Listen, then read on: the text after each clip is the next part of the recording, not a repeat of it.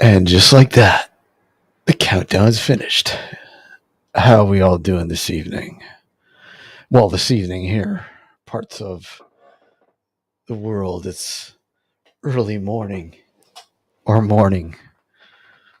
afternoon, evening, wherever the hell you are. Welcome. Uh, Shout out to people in chat. Manuel Sit a Blue Lily. I probably botched that, but anyways, thank you for popping in your first time for catching a live. This is an unscheduled live, and I will do this from time to time. No scheduled shows, guests, or anything like that until September when season 17 starts up. Hey, Laura, how are you? Rawside Paranormal. Sixtus, always good to see you. Joseph, how are you? And Maisie, always good to see you. Who else? I got to make sure I get everybody here. Dom, my good friend Dom, how are you, Dom? If you're still listening, good to see you. The Bud Files, how are you? And I think that is about everybody so far that's popped into chat. If you're lurking, how you doing? Say hi. Say hi. Say hi. Well, thank you, Laura. Really appreciate it. Really appreciate it. Open. Really, it's open. And if anybody wants to pop up, by all means, you're more than welcome. Like I said, this is an unscheduled live. I just figured I'd go for a little while, see how everyone's doing. It's almost summertime. Oh man, yeah, the east coast of Scotland. Wow, welcome. But I don't think you're the only one in Scotland. I think somebody else is in Scotland in chat, are they not? Maisie, are you? You're not close. I don't know. I forget where you are. You're somewhere close, aren't you? Sorry, in and out, working on a new project company. Awesome. Good to hear, buddy. Good to hear you're busy, and that's good. Stay busy. You have to be busy, busy, busy. If you're not busy, you're bored and you're not accomplishing anything. Yes, I thought so. So we got a few people in from Scotland. I have family in Dundee. by the way, and I really need to get out to see the UK. Hey, Julie, how are you? Good to see you. Good to see you. Yeah, I would really like to see the the UK, and of course Scotland would be awesome to see. Newer tour company starting. Ooh, that's that's uh, that's starting out quickly there, Dom. So is it a more intense tour group? Is it you got some new location, or is it you, only you, taking care of that group? By the way, Dom is in Montreal, Quebec. If anybody's in Montreal, Quebec, or planning to visit Montreal, Quebec, and would like a tour, paranormal tour, hit Dom up. Hit him up. Contact him. I want to go on a tour, Dom. Next time I'm in Montreal, I'll have to do the same. uh, so, okay, hold on. Let me just see here. I want to give out props, obviously, to Land Roamer. Let's see. Yeah, Land Roamer was talking about the countdown music goes hard. Yeah, you know what? White Bat Audio. Casey is awesome. Go check out his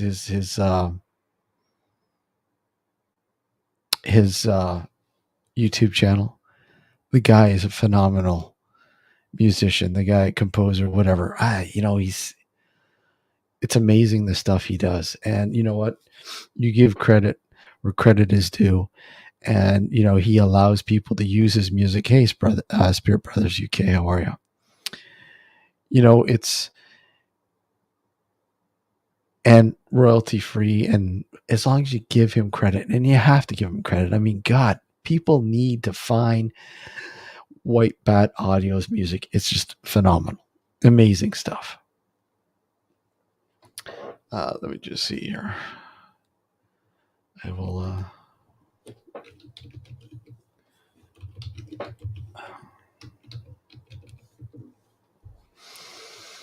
just give you a little sample of what I'm talking about. I mean, the guy is just phenomenal.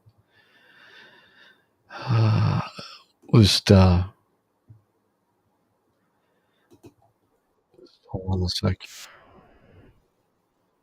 Commercials. Always commercials.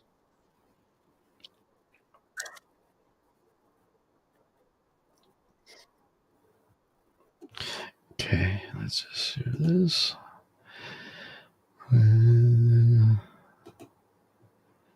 Share screen. And here's just a sample of his stuff. You hear it all the time here, right? So, but here we go.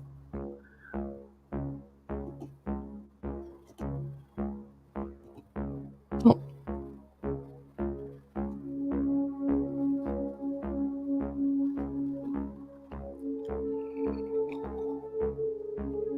His link is in the description, by the way.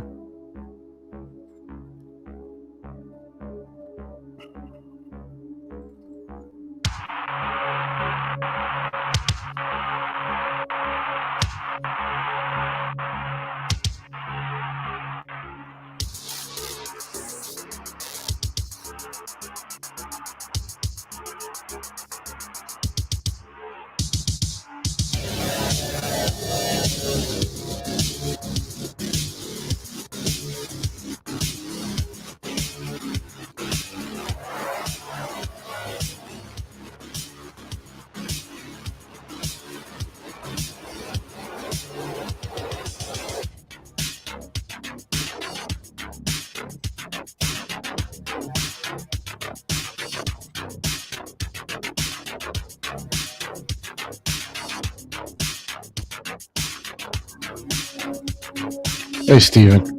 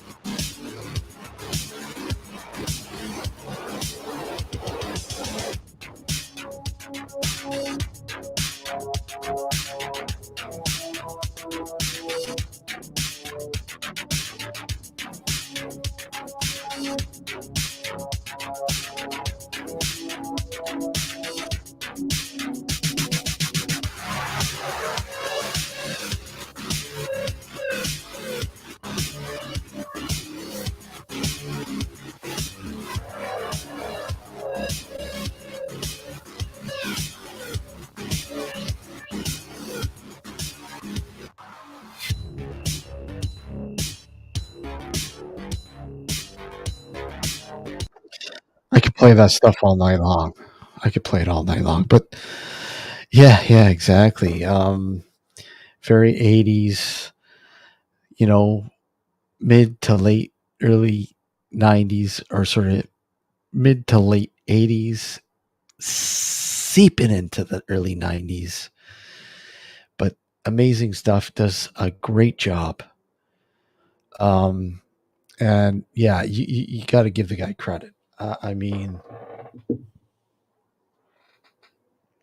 come on, the guy's amazing. Like, check out his channel again. Link is in chat or in the description of the show. I use it all the time. I push and pump his music. I have to. It's amazing stuff. Yes, so do I, Emmanuel. So do I, man. Trust me. I'm right there with you.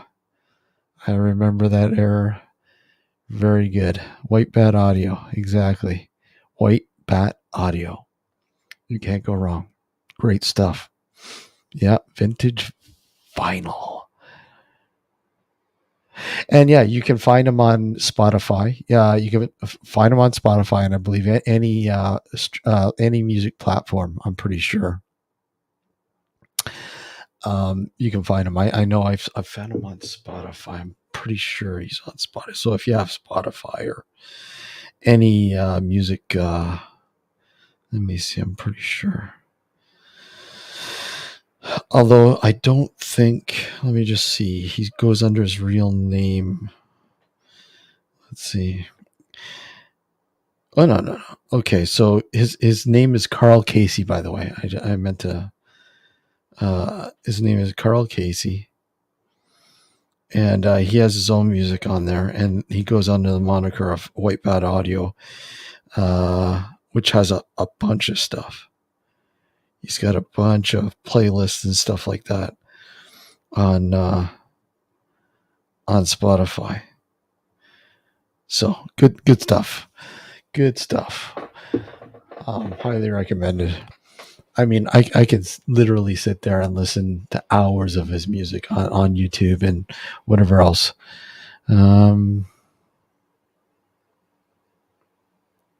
Yeah. Nice. Yeah. I don't want to say I checked out in the early 90s. I didn't. I'm always, even to this day, always looking for new music, constantly searching for new stuff. I don't want to say I get bored easy. I don't get bored easy, but I'm always looking for new stuff. I always find when I do find some that new artist or whatever else, I'm like, wow, this is amazing. Music is not dead. When you look at the music industry now and how corporate and you know so what's the word, so cut and paste and just boring,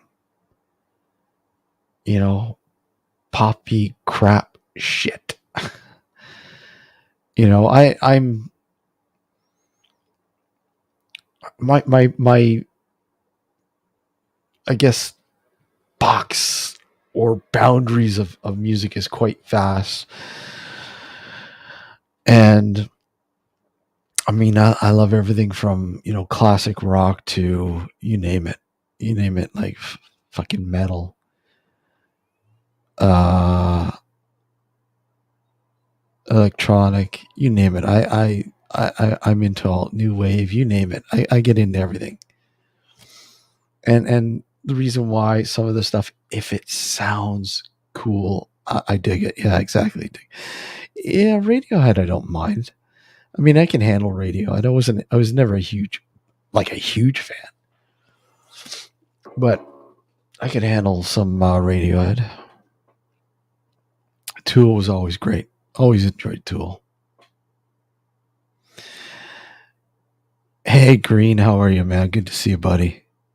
Good to see you. Yeah, it's all scripted corporate crap. A lot of it.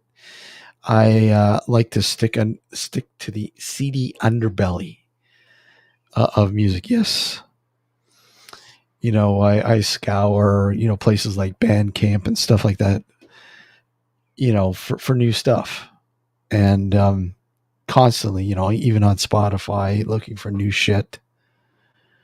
Uh, yep, yeah. I mean, classical. I blame Stanley Kubrick for my love of classical music. Clockwork Orange, Beethoven. What a way to get into it, eh? Clockwork Orange. This is the best way. The best way. Try some Necro. I will.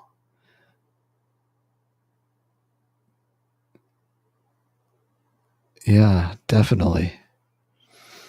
Underworld Live are amazing. I don't think I've ever listened to any Underworld. I might have. Massive Attack. Yeah, I remember Massive Attack.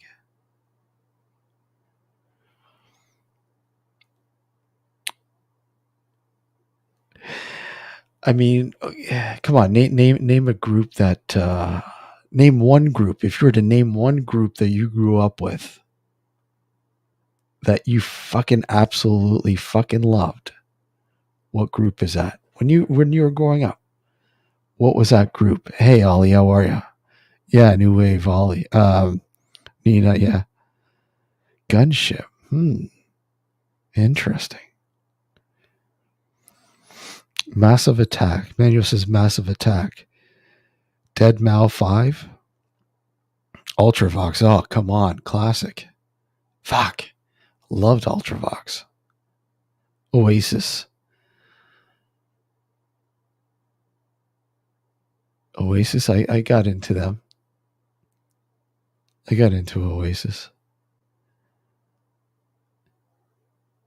Well, I know that's the thing, man, but pick one. One. You can have one. Van Halen. There you go. There's a classic Van Halen.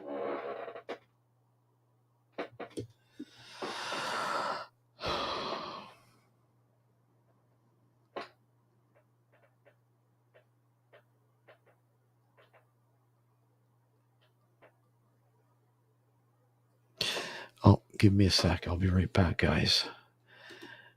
Emergency.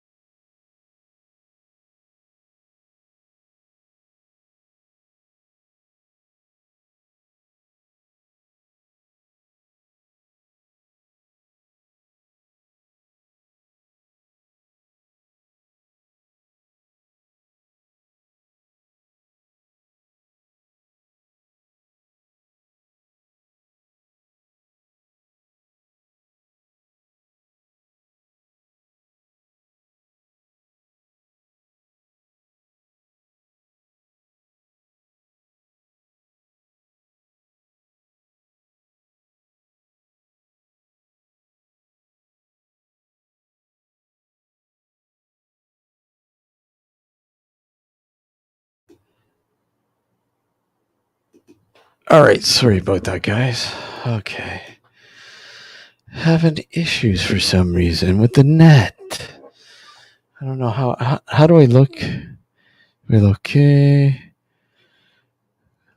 All right, let me just see. Hey, Cheryl, how are you?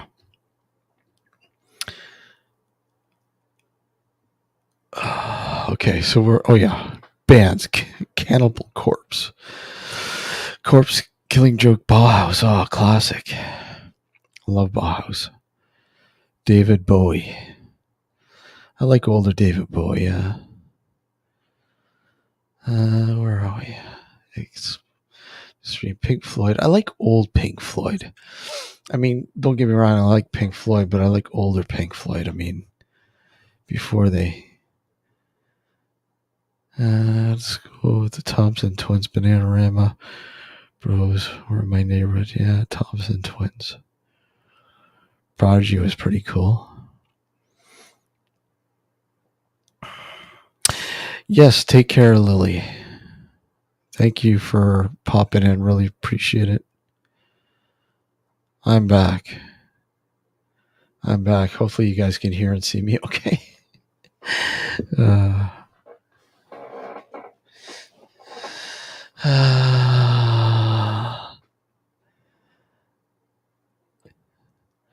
okay.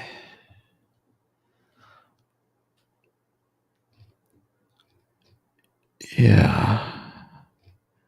You went to school with live guitarist Giz. Okay, awesome. Good to hear. I have a make sure it's the I don't know what it is, but Jack White, Jack White can really kick some tunes in. I have a habit of forgetting to check certain settings and stuff, but anyways, there's been a lot of issues with the net here the last little while, and it's been a pain in the butt. So, I mean, I'm just gonna check to see. Let me just check. Where are we? Okay. Yeah, it's not looking too bad. You know what I'm finding. StreamYard. I don't know. I'm kind of debating if I'm going to continue using StreamYard. I'm above basic.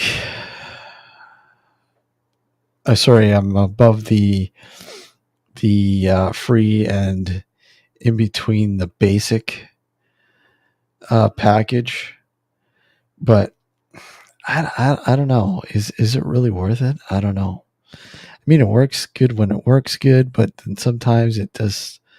I don't know. It's all glitchy, and you know, it constantly tells you, "Oh, your network is connection is lousy," and there's nothing wrong with my connection. So I don't know. Whatever. Um, just want to make sure all those settings are okay. We're okay there. Everything seems to be fine. Good. Yeah. So I will open this up. My co-host Alex might pop in. If he's got time, he might pop in a bit. It's been a while since some of you guys have seen Alex. He's on a little bit of a hiatus, extended hiatus. He's got some busy things to tend to and has been tending to for the last little while. But hopefully things will be back to normal in the new season. Starting in September. Looking, actually, that's right. I put some, trying to schedule some guests, and I wanted to check on to see if that put a message out. I guess nobody hasn't seen it yet. Or has he? No. Still hasn't seen it. Anyways. We are having horrible weather, so internet is playing down here. Where are you located, Cheryl? Roughly? I mean, the weather hasn't been too bad here. The weather hasn't been that bad here. It's actually been, yeah. Okay, it's been cool. It's been relatively cool, unseasonably cool. Oh, that's Tasmania. Wow, you're really down under. Well, you guys are going through your winter, aren't you? It's your winter right about this time of the year, I believe, if I'm not mistaken. And I mean, here it's been sunny, but relatively cool. We're talking about in the low to mid teens, Celsius wise, something like that. Yeah, like today was cold. It's 15 today, something like 15. So what does the weather entail in the winter, an Australian winter?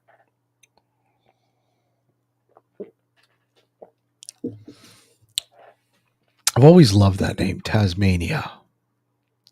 Such a fucking cool name, Tasmania. What do the winters entail? What do you like? Does it? And I mean, it probably gets colder, but colder to you. Hey, Blood, how are you? Good to see you, man. Don't like the coldest. Ooh, 7 degrees. Wow, that is pretty chilly, and especially there, because I mean it gets pretty warm. Here, it's weird. I mean, we had a very warm winter here, and they talk, climate change. Oh, yeah, okay, climate change in the sense where you don't know climate change. I don't know, whatever. But it's been relatively warm here. Warmer weather. It's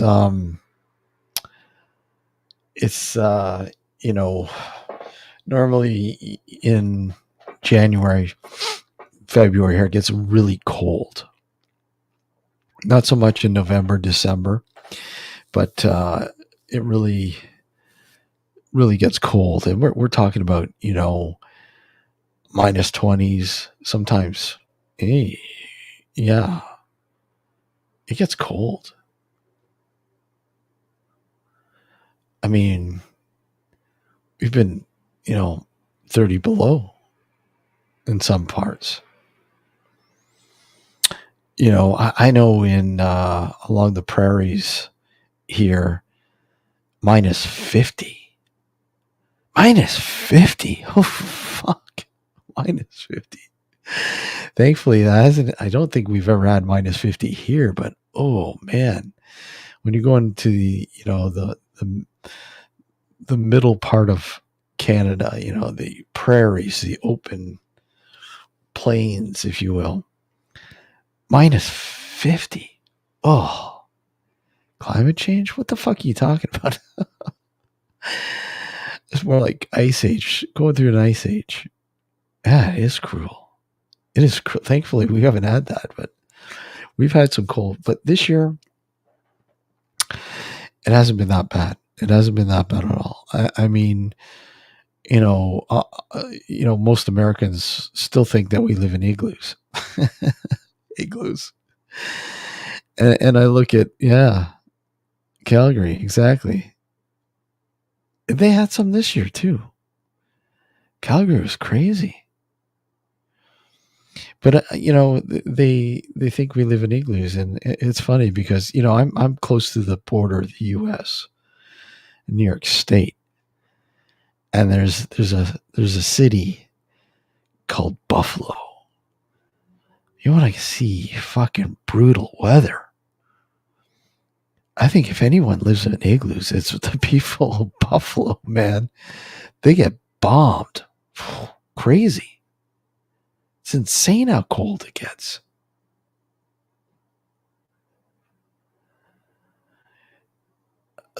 Not last year, but the year before. I think the year before they had I think it was like crazy the amount of feet of snow they had. Minus 32. Yeah, we didn't get that cold here, thankfully. We had a couple days where it was, you know, relatively chilly, minus 20s. But that was it. For the most part, we had hardly any snow and cold weather. And of course, they're saying El Nino, right? El Nino, the weather pattern that sort of shifts every year. El Nino.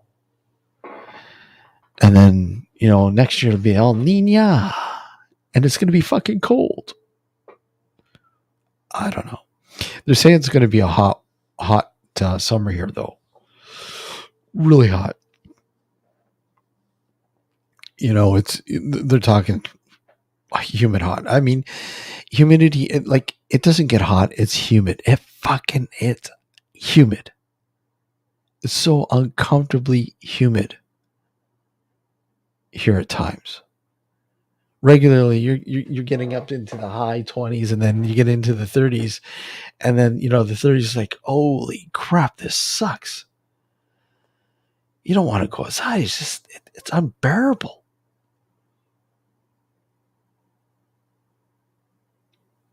Unbearable. Once you get into the plus 30, then you tack on the humidity, you're plus 40. I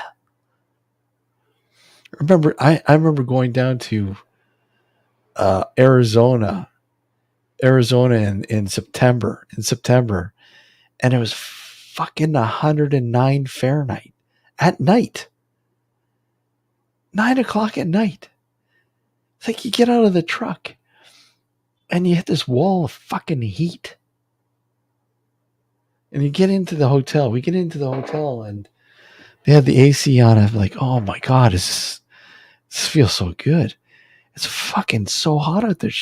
And they're like, oh, that's nothing. What? That's fucking insane.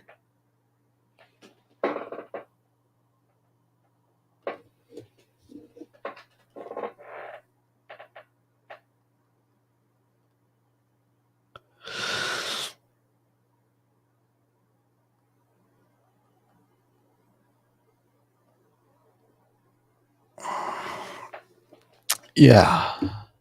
Arizona's insane. I remember driving along Highway 10. And we were driving to Needles, California. Or sorry, Needles. It's Needle, California, which is basically on the border of California and Arizona. And it's bad there, like getting close to the Colorado River. And I remember getting out of the car because I wanted to snap some pictures of fucking cactus. I'm like, hey, I've never seen cactus before. I gotta get some pictures, man. Get out of the fucking truck.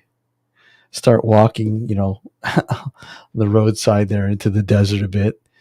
And, I'm snapping pictures. And all of a sudden you're, ooh, talk about fucking my luck, eh? Fucking rattlesnake. Come on. My luck. Got back in the car very quickly. But, it's just insane. I remember, I did a California to Florida driving trip. This is what I'm kind of referring to. This was like, I don't know, 2014 or something like that. All the way from Santa Rosa, California, which is north of San Francisco. It's beautiful up there. It's wine country, but it's just absolutely beautiful. Not far from the Pacific Coast, Highway 1. Absolutely beautiful drive. And getting to the coast to drive along one, we went through the small town of Bodega, California. And if anybody knows anything about Bodega, that's where they shot the birds, Alfred Hitchcock. And we stopped in this town because we were going to grab some refreshments. There was a convenience store. So we pulled over. I'm like, hey, this is a pretty cool little town. Nothing there, but it was pretty cool.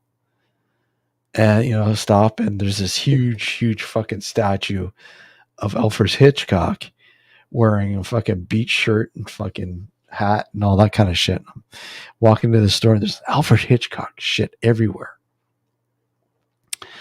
And I go to the guy behind the counter. I said, what's up with all this Hitchcock? You guys really love Hitchcock. Well, yeah, they shot the birds across the street. I go, are you fucking kidding me? No, they shot it. So of course I had to go over and check out, the church and the house and all the fucking set pieces. Fucking, it was awesome. Just my luck. And then we made it to the coast. Driving down towards Russian River, we drive by Bohemian Grove. Like, do I chance getting into Bohemian Grove? Do I? That'd be cool. That would be cool. Didn't bother. Didn't have enough time. Couldn't do it. Yeah, it was pretty freaky movie. Love it. Classic. But driving along, I forget what highway it was, but it literally we were driving right beside Russian River. It was absolutely amazing. And we drove as far as Anderson State Park. And the phone booth was still there. It was still there, believe it or not. So we made I have some pictures. I got some pictures somewhere. I don't know where the hell they are. Actually, let me see if I can pull them up. Let's see here.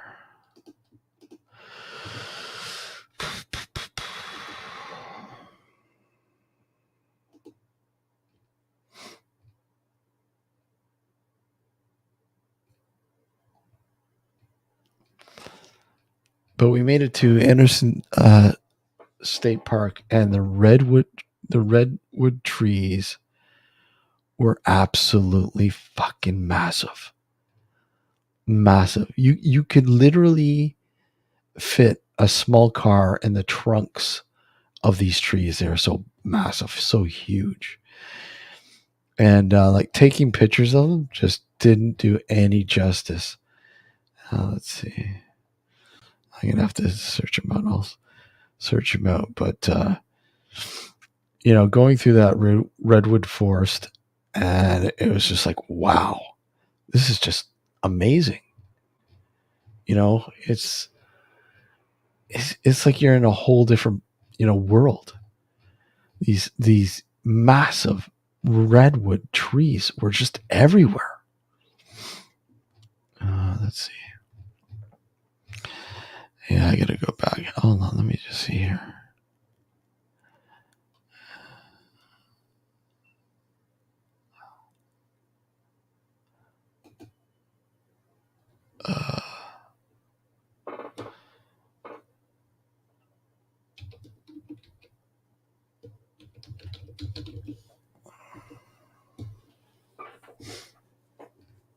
Oh, here we go.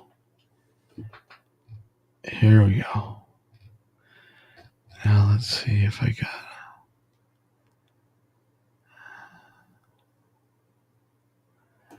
Let me go. That's no. That's the Golden Gate Bridge. I don't have any bodega here in this one. No. Bodega.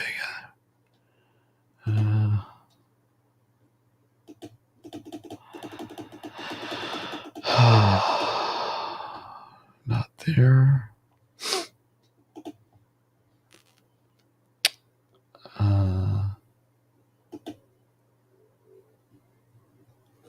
Let's see.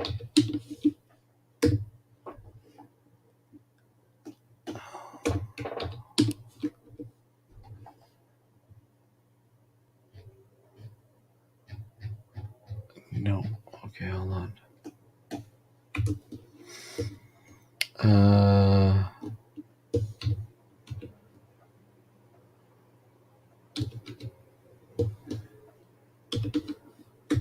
Let's see if I. Oh yeah, here we go. I found it.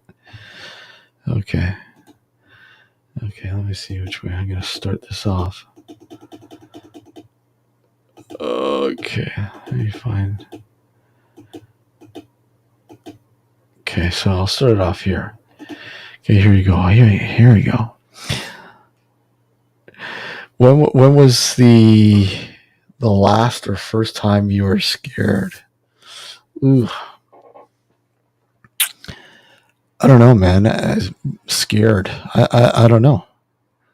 Scared in terms of frightened by something. It's tough. I've never really been frightened by anything. I mean, I've had the chills about certain locations and shit like that. Or when.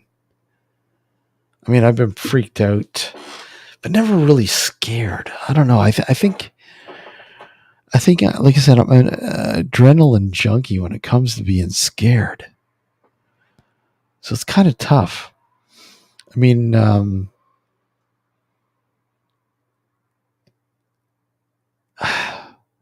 don't know. That's a good question, man. It's a good. Okay, so here, hold on. Let me just. I'll share these pictures. And again, this is Bodega. Okay, this is Bodega. Let me just open it up a bit. Can I open it a bit? No. There we go. So this is a statue I told you earlier of. Let me just of Alfred Hitchcock.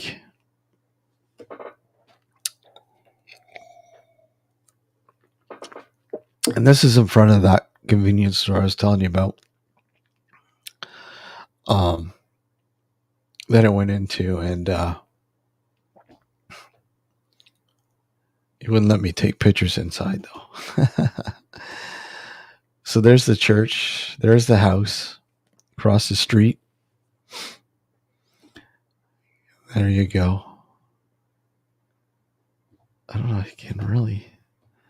Let's just see. I don't know if you can see the sign. No, you can't really make it out.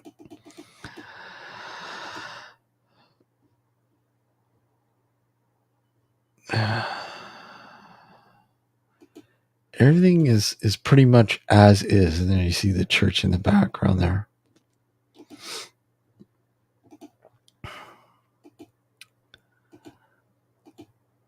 There's the church.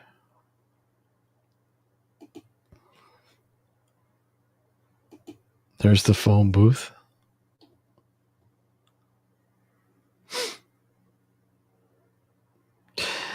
Yeah, this antique place. There's the across the street. You see the church in the middle there, in the background.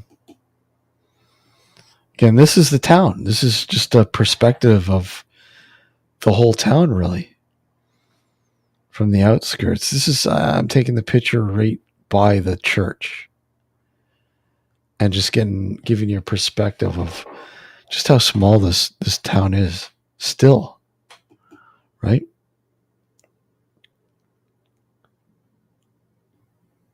The church is still active. And there you go. There you go. There you go. Yeah, it looks pretty much the same. So going on about being scared or surprised.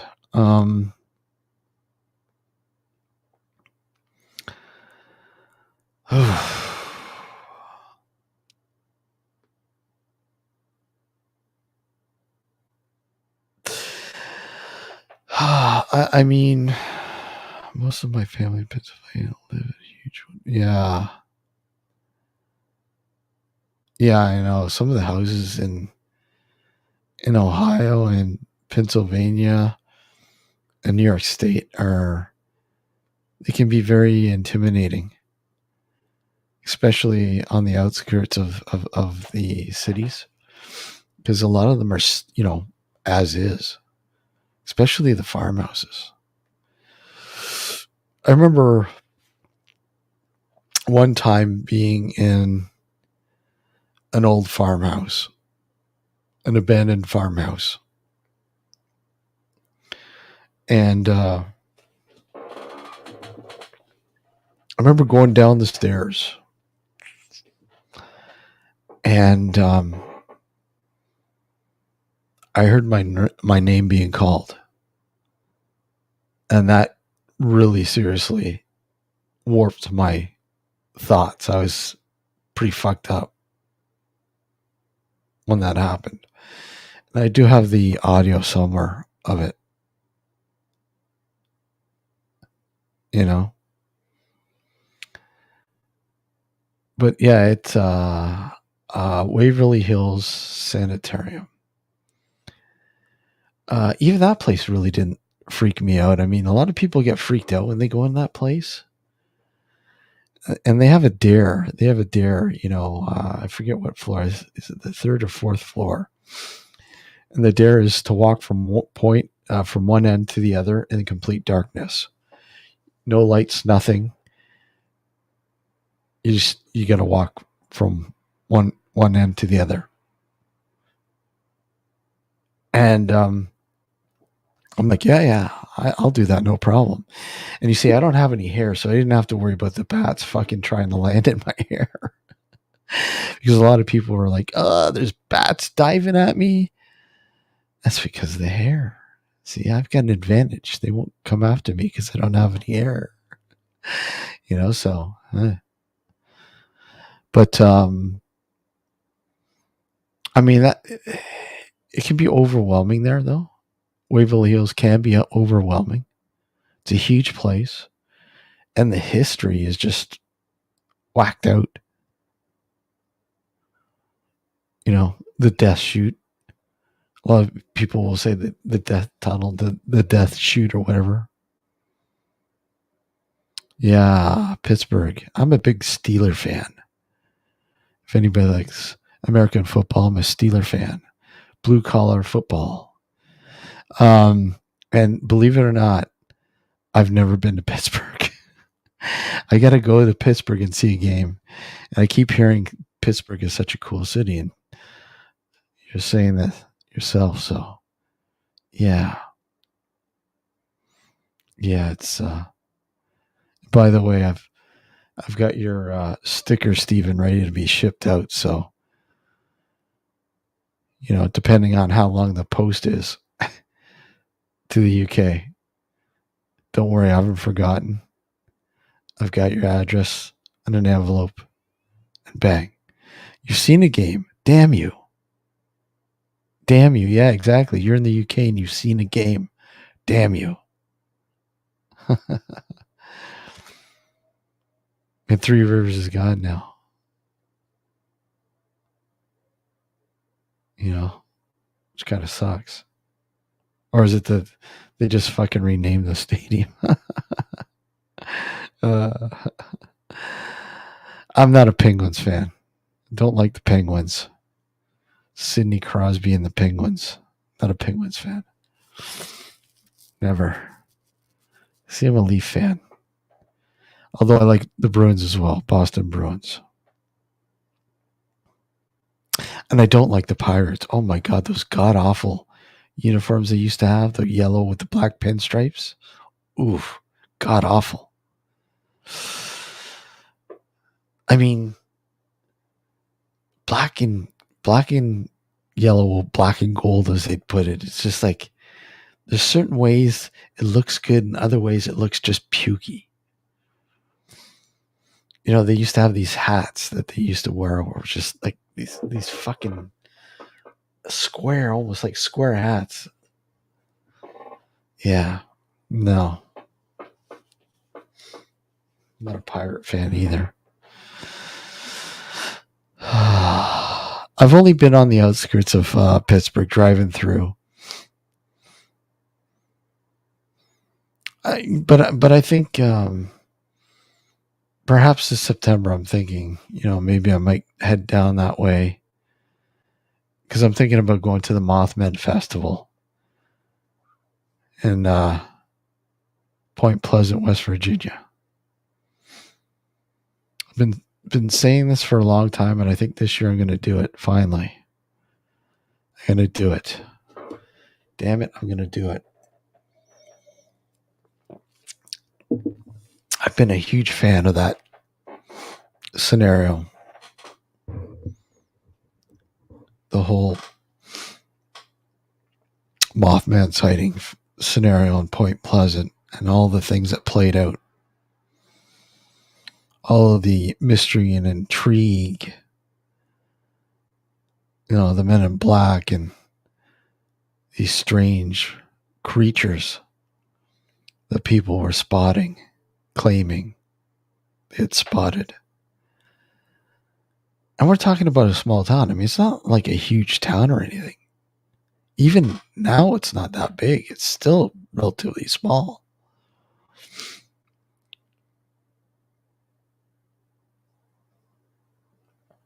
Rodney's Restaurant. And we're talking about Pittsburgh. Okay. Yeah. Yeah, it looks like it's a lot of fun. I know a lot of people that have gone to it, the festival. Will you take care, Sixes? Thanks for popping in.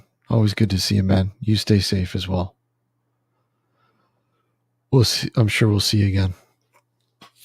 But yeah, I mean, West Virginia is there's a lot of places in West Virginia that you gotta watch it. You gotta watch where you go.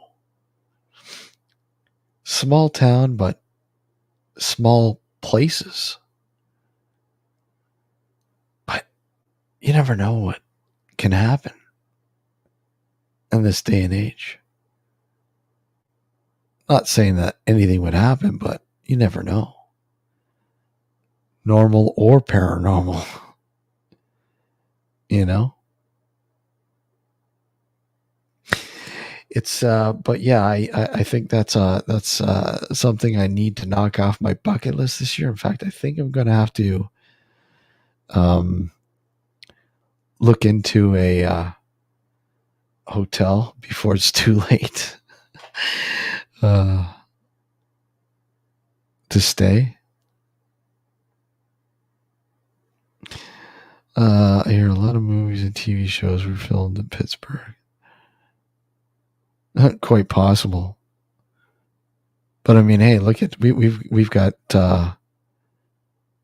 George A. Romero, for crying out loud. Night of the Living Dead. I'm pretty sure that was shot in and around Pittsburgh. Was it not? Am I somewhere in Pennsylvania? I'm pretty sure it's Pittsburgh, and I'm probably wrong on this, but I have to look it up now. I have to look it up.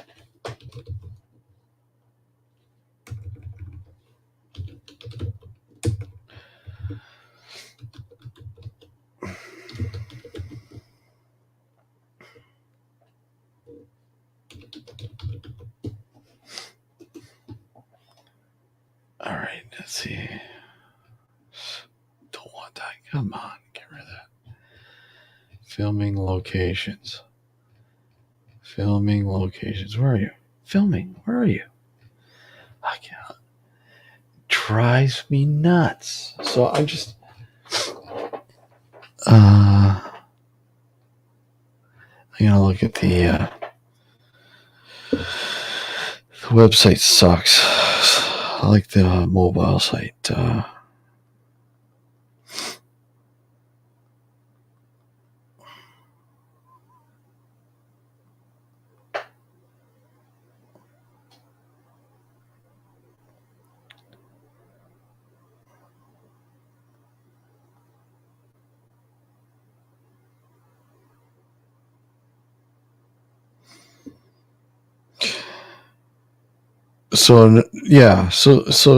Yeah, Carl's Hardman's studio is in Pittsburgh, but a lot of it's no shot in and around Pittsburgh and surrounding areas. So I was right. I was right. I was right. Hey Liam, how are you?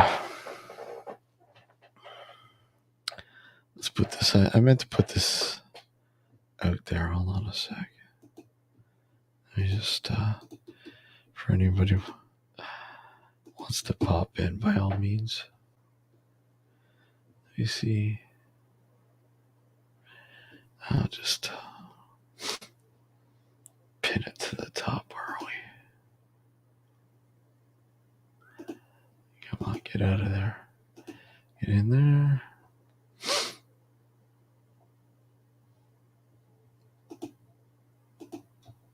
There we go. And yeah.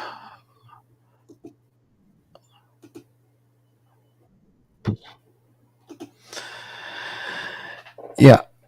Yeah, it was shot in and around Pittsburgh. Classic movie.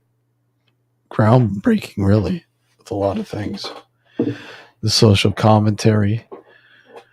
And zombies in particular. I mean, zombies before were quite different before George A. Romero came along with Night of the Living Dead. I think before that, I think my favorite zombie movie is by a movie out of the Hammer Studio system, and that's Plague of the Zombies. Or is it Plague? Yeah, Plague of the Zombies. It was shot before, way before Romero's classic. And to me, let me just see.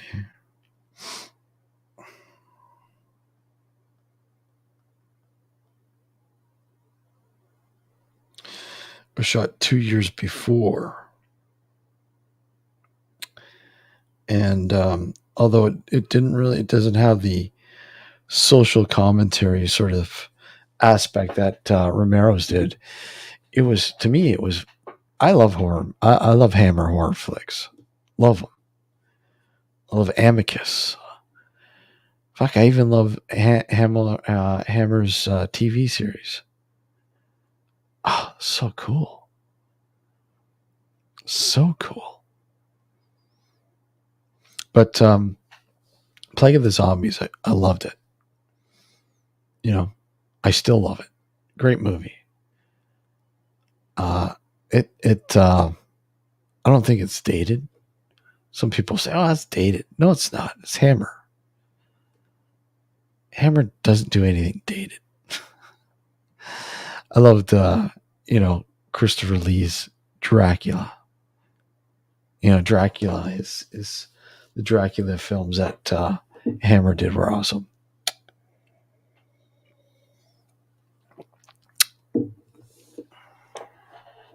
Let me see here.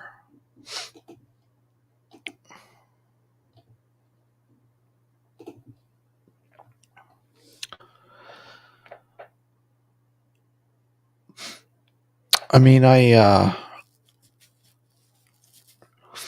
Cal, how are you? I've always wanted to go to the UK. Even when I was a kid. I mean, like when I really got into Doctor Who. When I was watching that when I was a kid, I fucking loved Doctor Who, and we were so fucking behind. So when a new episode came out here, I was like, "Oh, wait a sec, it's not new. It was shown in the UK like last year." What's so fucking new about it? There's nothing new about it. It's old. You know, it's a good thing that they used to show them in parts here. I think it was like 25-minute episodes, and then in the U.S. We got a U.S. channel PBS here back in the day, and they used to show the full episode, right? Those those four to six parts, however it was, whatever episode you're watching, they'd show it the whole thing, which is cool. So I mean, I grew up. I really enjoyed. Hey Sue, how are you? Your shirt hasn't shown up yet, by the way, but like I assure you, as soon as it shows up here, it's heading your way. I'll have it posted your way. Um, I grew up watching, John Pertwee and Tom Baker were my favorite Doctor Who incarnations. I can't even get into the new series. I just can't get into it. Any of it. I just can't get into it. I don't know. I haven't enjoyed it.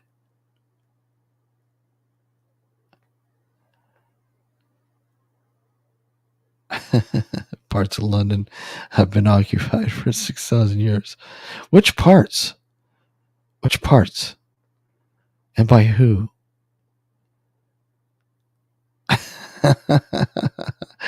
So I hear, Steven. So I hear. I know, I think this whole woke shit has really,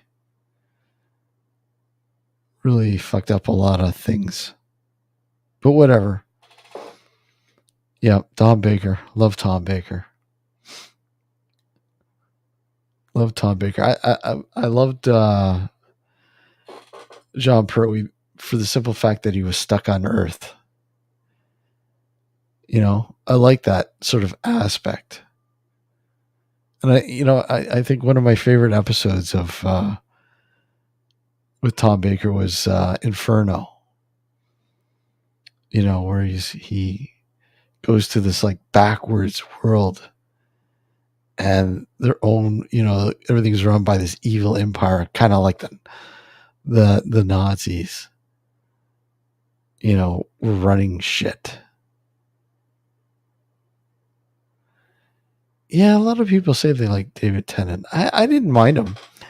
He was probably the only the only ones I do watch are with David Tennant. I can't get into it. I just can't. I don't know what it is. I just don't like just don't like it. I can't get into it. I think number one, yeah, I grew up with the classic series. And number two, they had to work at shit because they didn't have the special effects. They had the cheesy costumes, the hokey costumes. But I mean, the storylines were great, and the characters were great, were great. Like the cast of characters surrounding, people like, John Pertwee and Tom Baker, the Brigadier, Lethbridge Stewart, and Joe and Sarah and Ramona and K9 and, Joe. I like Joe. I thought she was probably one of my favorite sidekicks, even though a lot of people can't stand her. I liked her.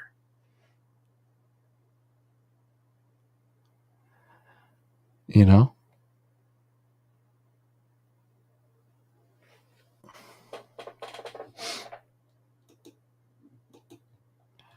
Uh, just read the chat there. Yeah. I just So of course I was, but I started to tail away from the series when after Tom Baker was like, it wasn't the same. Peter Davison was okay. Yeah, Colin Baker sucked. Yeah, take care, Laura. Nice seeing you. Take care. Have a good night. Um, and Sylvester McCoy was okay. I think when Sylvester McCoy came in, it kind of brought a little bit back into the essence of things, but just wasn't quite there, and I lost interest. I sparsely watched it. I mean, it was sad to see it go. I mean, they said sayonara when what was it? Red Dwarf came out. They switched gears and started funding the production of Red Dwarf, which I fucking absolutely loved. I'm like, hey, this is so cool. This is so refreshing. Red Dwarf was, when that first began, that was awesome.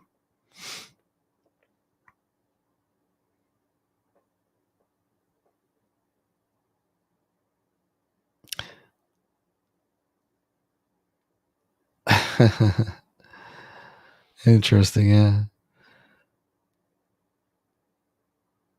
Yeah, massive smeghead.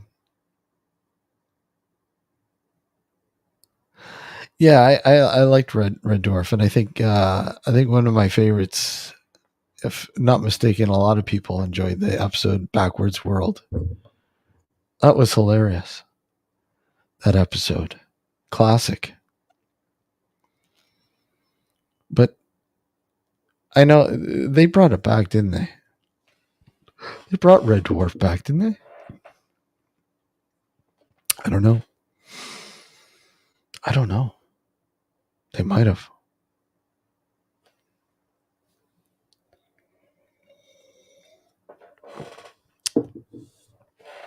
I don't know. The Cybermen would scare you. You know who were pretty freaky, I thought.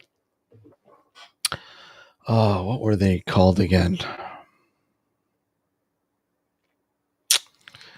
Those dudes, the bulky dudes with the big fucking metal iron dome heads. Uh, they had helmets. They had big fucking. What were those guys called again? Hey Rob, how are you?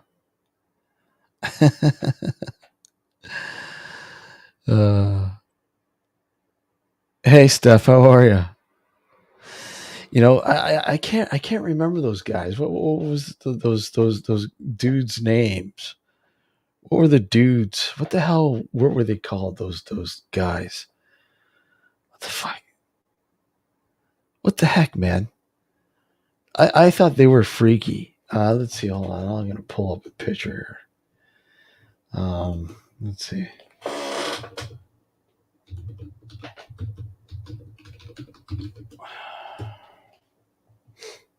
Ah, yeah, the Sontarians. Let's get a picture here. These dudes here, man. These guys are fucking crazy. These guys were. Hey, Candy Seven, how are you? Let's see here. Hey, James, click the link if you want to come on up. Anybody, they want to come up, click the link. There we go. There you go. Like, those guys, they were freaky, man. They were freaky. Absolutely freaky.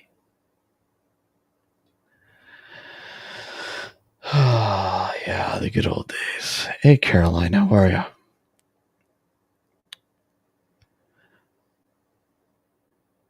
Yeah, it's hold on. Get rid of this guy now. They like I said, from the classic series. Hey Tesh, yeah. Good old Doctor Who. Classic Doctor Who. You know, like I said, I've given in the morning in front of the mirror, yeah. The Sontarians, they were fucking crazy. They were crazy. You know, and the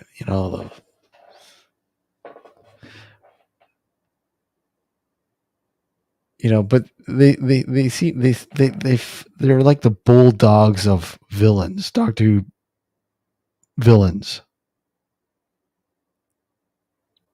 you know. So when you said the Cybermen used to freak you out, yeah, I guess yes, kinda would freak you out.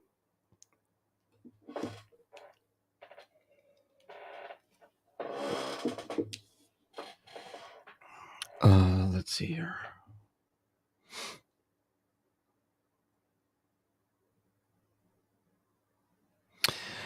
Yeah, from Tom Baker. I mean,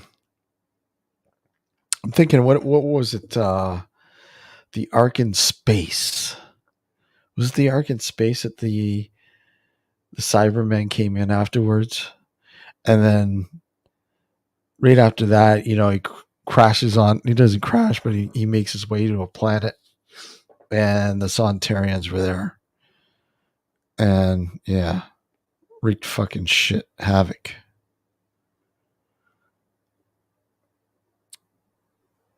I was petrified, but yeah, a lot of people like that. Yeah, exactly, Tesh. Exactly. They were right after the Cybermen. That was fucking crazy shit. And it's funny, like I said, I mean, they had like the budget. I mean, back then, they didn't have the special effects. Who, me? I've heard that a few times. But they literally had no fucking budget. I mean, they had a budget, but they didn't. They didn't. They kind of did, but they didn't. And they had to make up for certainly not the fucking costumes, the special effects. It was always the storylines and always the characters, you know. And I think you know, I don't know. The storylines did it for me. I fucking love the storylines. And of course, you had to have a good Doctor Who. I mean, if you didn't have a good Doctor Who, it'd fucking suck anyways. And good sidekicks and good characters around them. But for the most part, that's what I mean. And, to me, shit just went to hell in a handbasket after Tom Baker. When they brought in Peter Davison, it was like, like I was pissed off. Look, what is it, Logopolis? Yeah, healthier, thank you. um, Logopolis when they fucking they literally fucking Tom Baker, that scene where Tom Baker transforms into fucking Peter Davison is like, what the fuck? I was so pissed off. I mean, I was a kid. I didn't matter. What the fuck are you doing? You can't do this. You're fucking ripping us off. What the fuck is this shit? And I was so pissed off. So pissed off. I wouldn't watch it for months. And then I went back to watching it again. But it it was shit. I didn't like. I think you know what it was. It was probably he was on that show. What is it? What was that show Peter Davison was on? Fuck, I can't even think of the show he was on before he started doing this. All right, Sue, you take care. Nice seeing you. Before he started doing the Doctor Who gig, he was all creatures something, all creatures something. I don't know what the hell. Can't remember the title. All creatures small and whatever. Fuck, I don't know. And I remember watching a couple of the episodes and going, "Oh my god, this guy is the new Doctor Who." What the fuck? Great and small. That's it. Thanks, James. Like, what are they doing here? They're like fucking destroying. And I look at the new series and go, "Holy fuck! I thought that was bad. I thought Peter Davison was bad. Look at this new series. What the fuck?" I mean, in the beginning, the new series wasn't bad. I liked it. I thought it was cool. And then I don't know. It just, I don't know. You know, I don't know. I just had to stop watching it, just like the original series. Goes, Peter Troughton before John Pertwee. I liked him too. He was pretty cool. He was awesome. He was awesome. I liked him. I liked him as the Doctor, and I liked it when they did the Three Doctors, Doctor and the Three Doctors. You know, when they brought back John Pertwee and Peter Troughton, and the original. What's his name?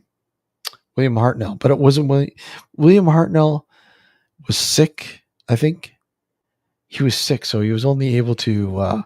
They were only able to have him on the monitor, so he couldn't really be, in the action scenes. But it was cool. It kind of brought chills, to the bone when you're watching. Thank you, Rob. Really appreciate it, man. Thank James for the recommendation. And as I do, guys, if you haven't subscribed to Ghost Quest, please do so. I will. Let me just. Let me see.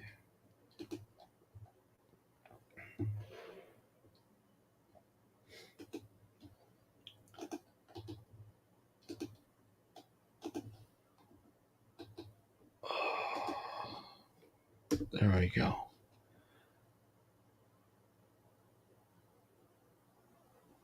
There we go, man. Please subscribe to Ghost Quest because, like I said, James has done a wonderful job with his documentary, The Ghost of Carmel, Maine. 2 parts, soon to be 3, right? Go check out the documentaries. Go check those out.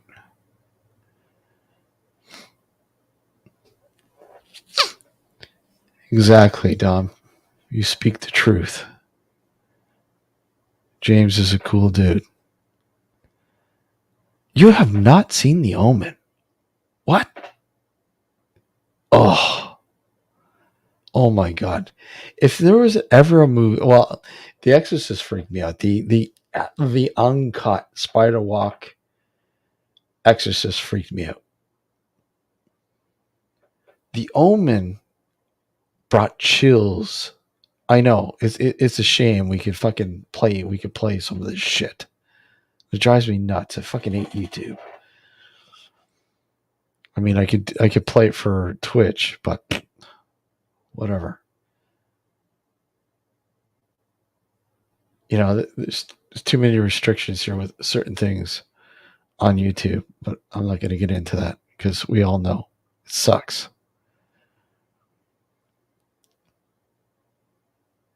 But yeah, The Omen is just such a cool flick. The original Omen. I think there was only one movie. What would you get a copyright strike?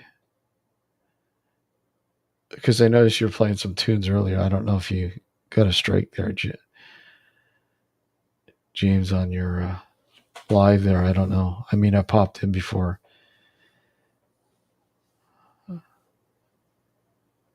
Yeah, you know what movie I fucking apps? No, they just shut me off. Oh yeah, I've had that happen a few times. I've had that happen a few times. Another good movie I would highly recommend that still to this day gives me chills to the bone. Still. And that's The Changeling with George C. Scott. If you've never seen that movie, you gotta see it. The Changeling. with George C. Scott. Such a fucking creepy fucking ass movie. You know? To me, it's a proper haunted house fucking movie. It's so creepy. So creepy. Didn't it scare you? I, I don't know. I'm not saying it scared me, but it creeped me out. The vibes. I love the atmosphere. Yes, exactly. James George C. Scott was Patton, starring King Charles. He was in Exorcist 3, which I enjoyed too. I liked Exorcist 3. Yeah, I just love the atmosphere of the changing. I love it. It's got that perfect vibe, I think. Freak you out vibe. Not necessarily scare you, but it gives you the chilly vibes to think, hey, you know, I've been in an environment like that before in real life. Oh, fuck. He was great in that movie. Brad Dourif was amazing in that movie. The standoff between him and George C. Scott, that was such a great fucking tense, intense, back and forth. Another one I liked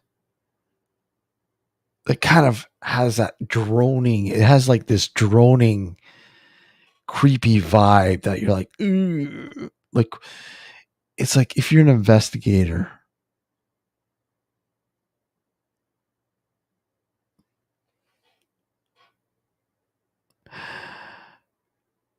You did 6 years of haunted houses. So, what do you mean you did 6 years of haunted houses? What would you? What Halloween haunted houses? What kind of haunted houses? Please expand a little bit. I've been in so many fucked up places. I mean, so fucked up.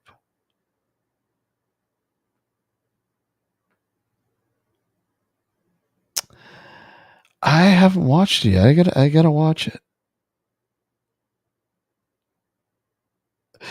I've got to watch it. I mean, I have to watch it.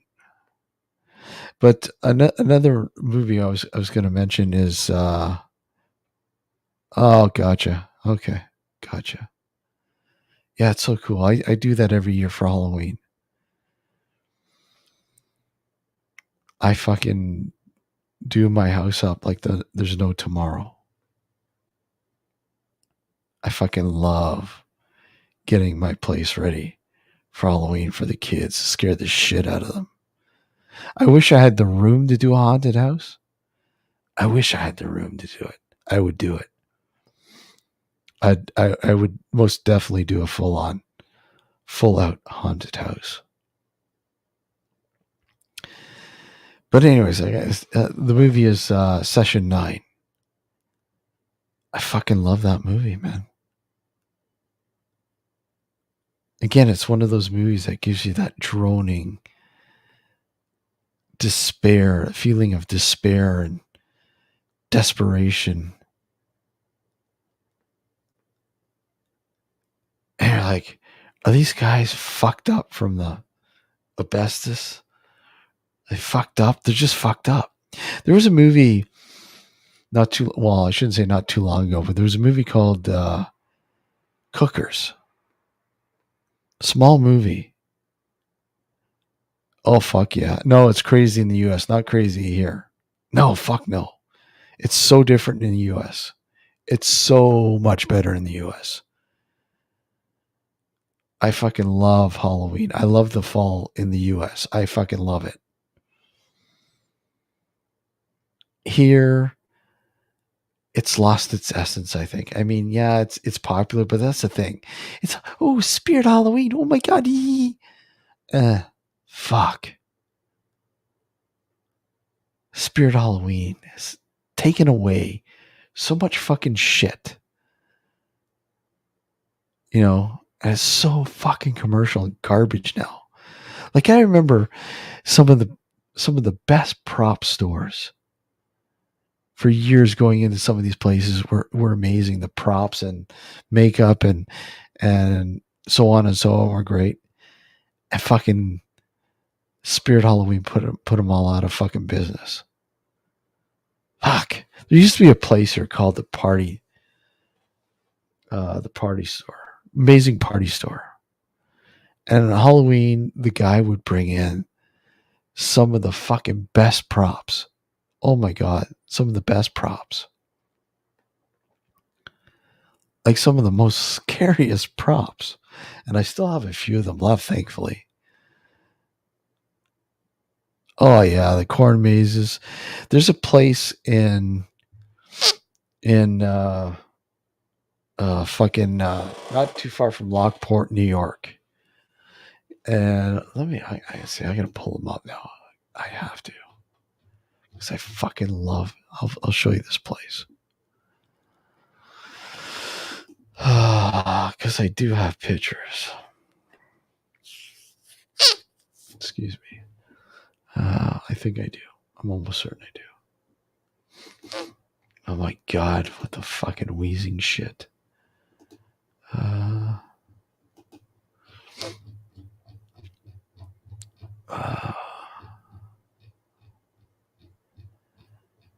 where are we?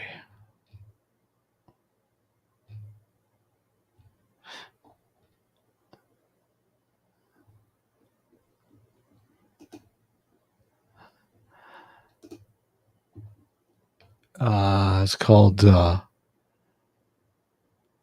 Great Pumpkin Farm. And it's in a place called Clarence, New York. And this place is fucking crazy. Oh, I love creepy. I love creepy. The creepier, the better. Let's see. I'll share this. Let's see. So it's great. The Great Pumpkin Farm. This place is in Clarence, New York. I fucking love it. Unfortunately, the corn maze was closed. But look at this place, man.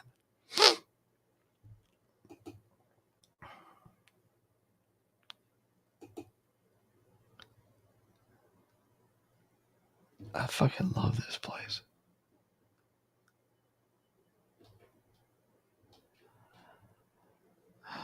Let's see. Hold on a sec.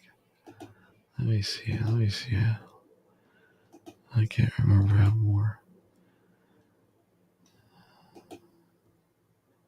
Yeah, hold on. Let's see. Hold on. Got a couple more. Yeah. And the Pumpkin Palace inside there, they got they have a Halloween shop. You can homemade Halloween stuff. They got a fucking Witch's Brew bar in there. Serves beer and blah blah blah. You know? Oh my god, this place is awesome.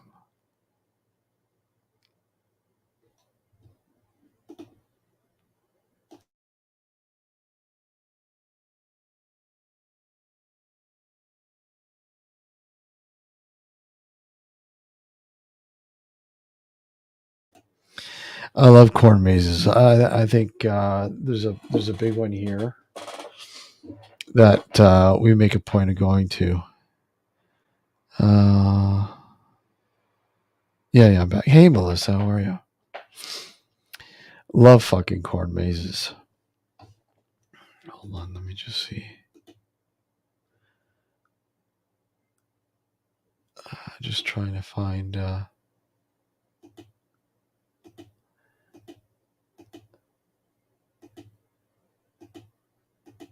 Where are we? Here we go. The Boo Barn, man. The Boo fucking Barn. Yeah. I'm trying to find a good picture of the Boo Barn. Where's the Boo Barn?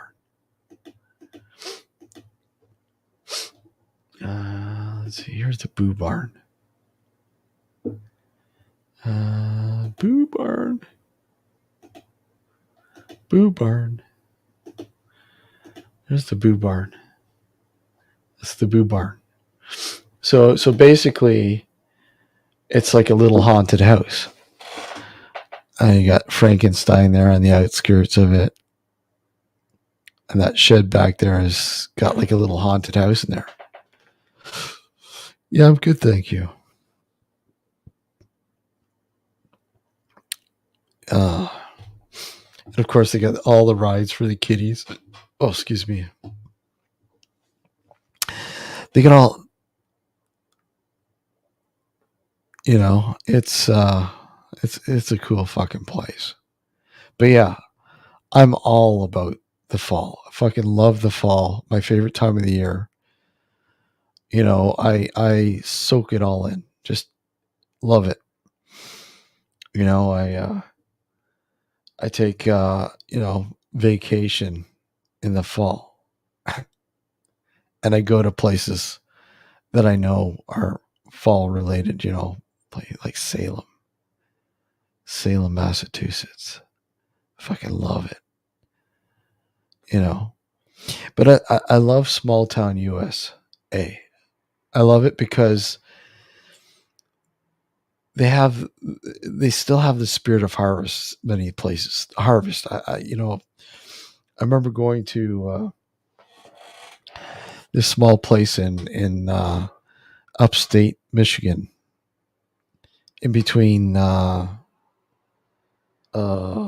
which we call it. Oh my God, Saginaw and I can't even think of that other place, another city in Michigan. Oh my God, what's the name of the place? Michigan.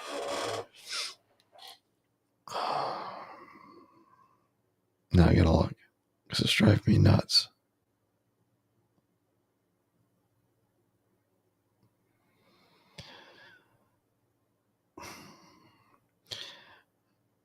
Steven, you talking about pumpkin nails? Flint, Michigan. In between Flint, Michigan, and Saginaw. In between, up, I think it's 75. Just off 75. There's a place called Frankenmuth. In Frankenmuth, it has just outside the town of Frankenmuth. They have the world's largest fucking Christmas store, and this thing is like fucking 8 football fields huge. It's massive. And they got every frigging Christmas display you can think of on the outside and inside. Every Christmas item you ever thought about is there. But the town, because they're the only town sanctioned outside of Munich, officially sanctioned for Oktoberfest in the U.S. So they get ready for Oktoberfest harvest early, and so they do the town up. Harvest, everything's harvest. You name it. Decorations. One, they even have a scarecrow fucking thing throughout the town. There's a few places in small towns in the U.S. that do this, and it's so creepy. I love it. You walk down at night. You walk down these because everything's closed. They close early in these small towns, and it's so cool, at night to walk through them. And try to. It's just really cool, man. Just really cool. I fucking love it. Let's see here.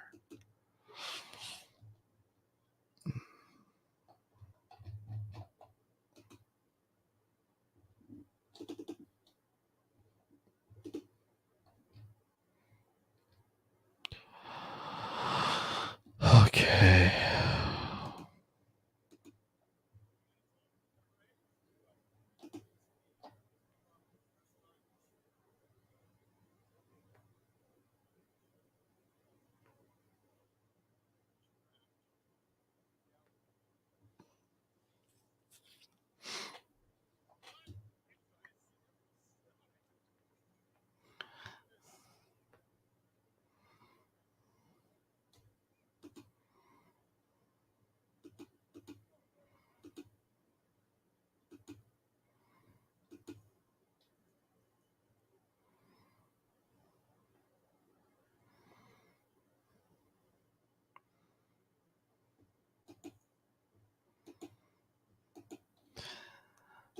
Sorry, I'm just reviewing something I was going to show you guys.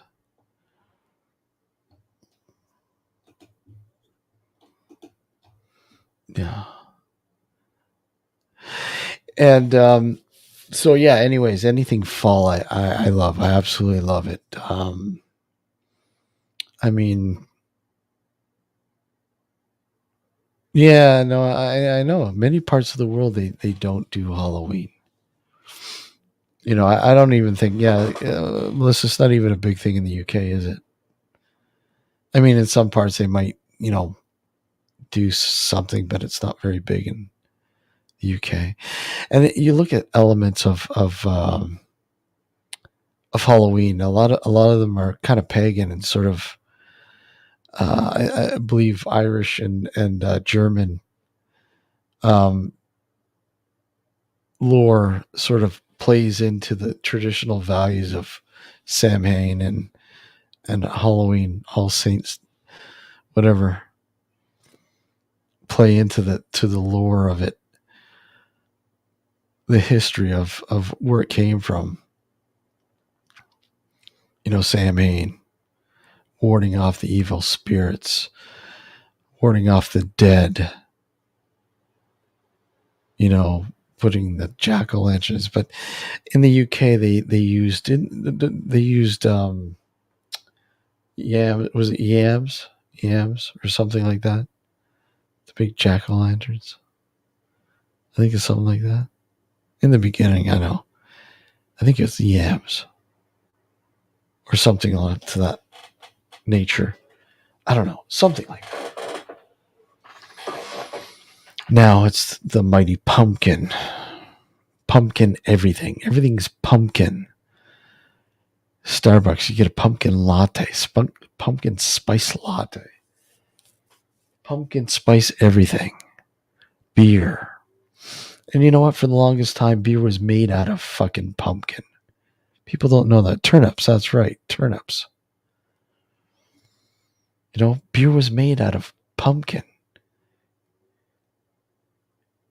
When a lot of the first settlers came here, they had to use pumpkin for the beer mash because they didn't have any other ingredients, proper ingredients in the beginning. So for many years, beer was made from pumpkin mash, fermented. And I know that a lot of people have tried to, a lot of breweries have tried to recreate that original sort of recipe, if you will, come end of July, early October or August. Because that's things start to ramp up. I love pumpkin pie. Oh yeah, I fucking love pumpkin pie.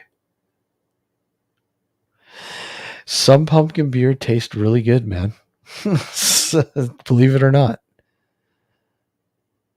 Some of it tastes really good. Some of it's just like, it's pumpkin spices, not really pumpkin. It's too sweet. All the spices they put in it. Pumpkin candles. Yeah, everything. Pumpkin condoms. Pumpkin porn. Yeah. Pumpkin, pumpkin, pumpkin. I don't think I've ever tried pumpkin fucking gum. Oh, I love my pumpkin pie. I love it.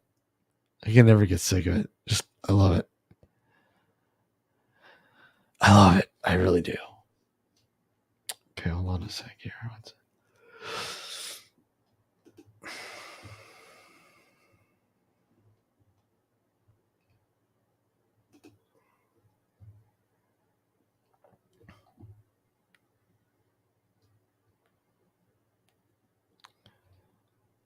Where are we?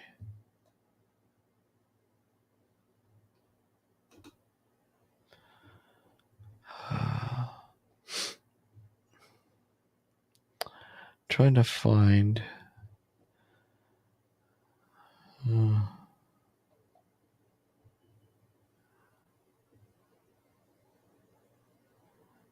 did it go? Let me just see here.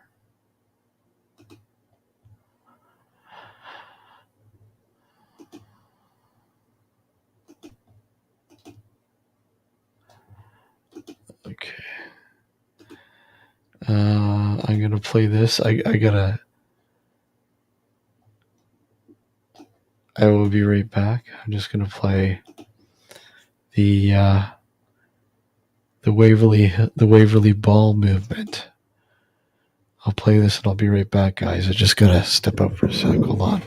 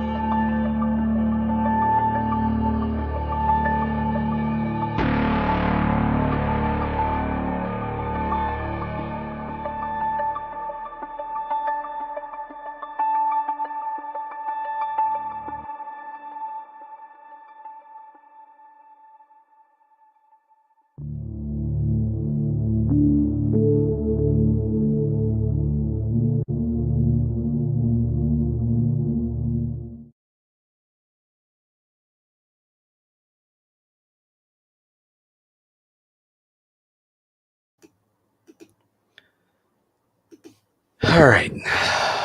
So that was the notorious Waverly Hills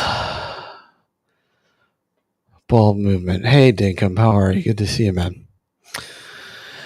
Were you on the stream? Did you miss it? What stream are we talking about? Which stream?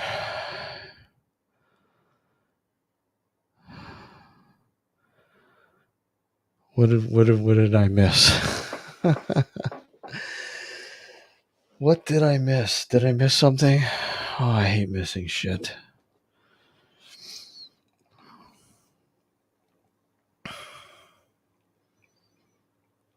Or did I miss my stream? No. I'm here. I'm here. What? What the fuck? Seriously? He was mauled and then arrested. What the fuck? Whoa.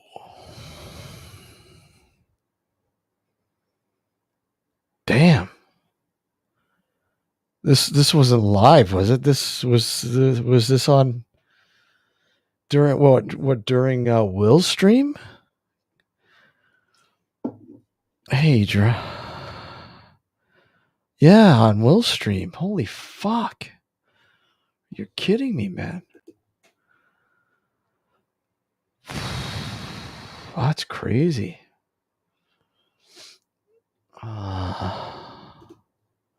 Damn. Let me just see.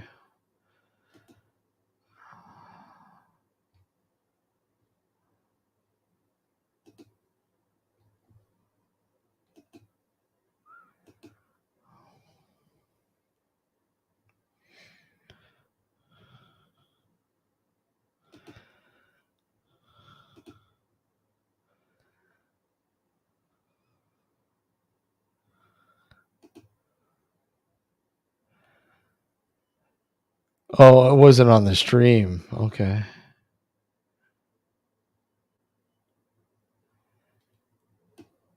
Fuck. Oh, yeah, yeah. No, it's funny. No,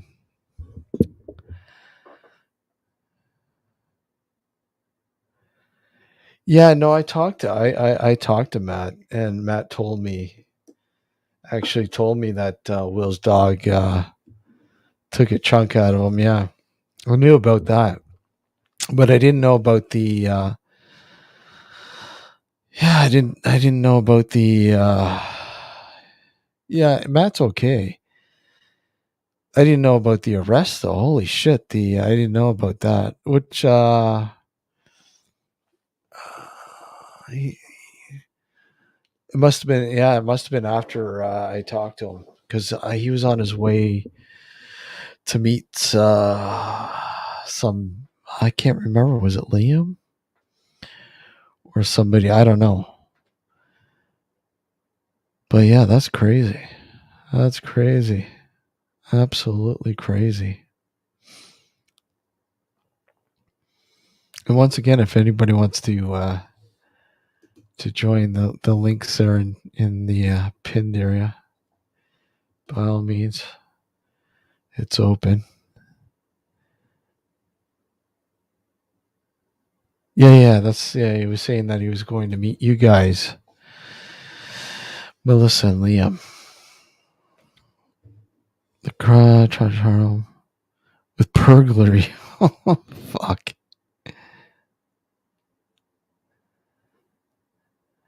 Yeah, no, I knew about Will's dog biting him. I knew that. Yeah, he had told me. He had told me that when I was on the phone with him. 24 hours, eh? Holy shit.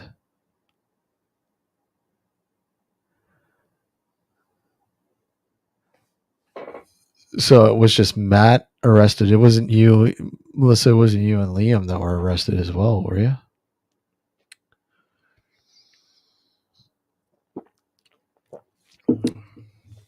That's insane. Liam was on earlier, so I don't know if he's still in. It usually does. It usually does, James. Oh, it was the day after. Okay.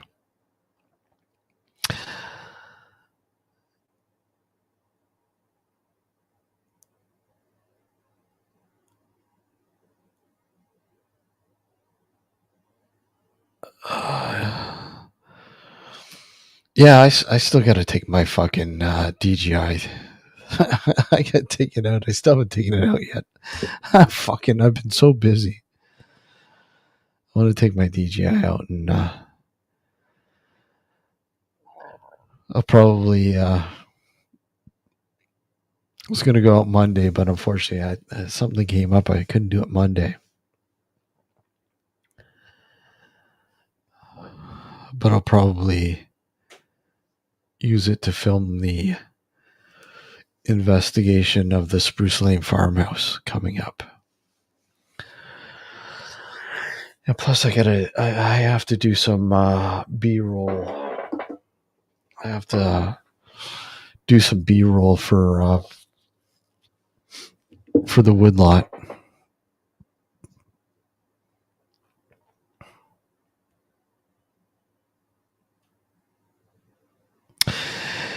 Yeah. Matt just can't seem to catch a break with with the authorities, can he? Jesus.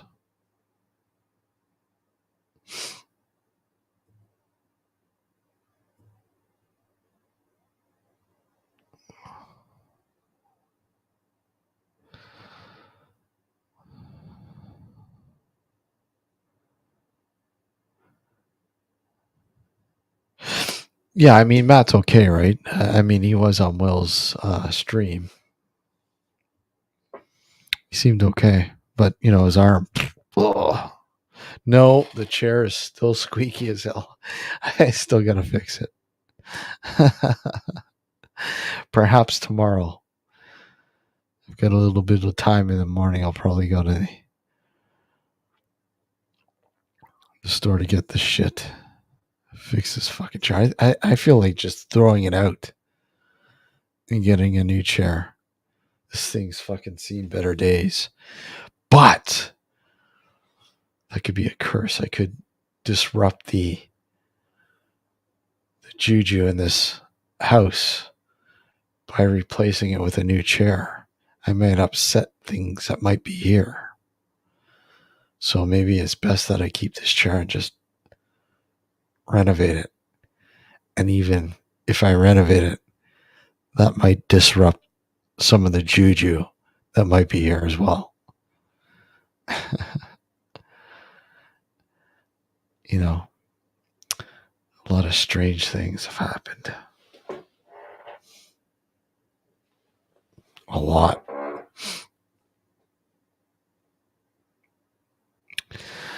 Yeah, it's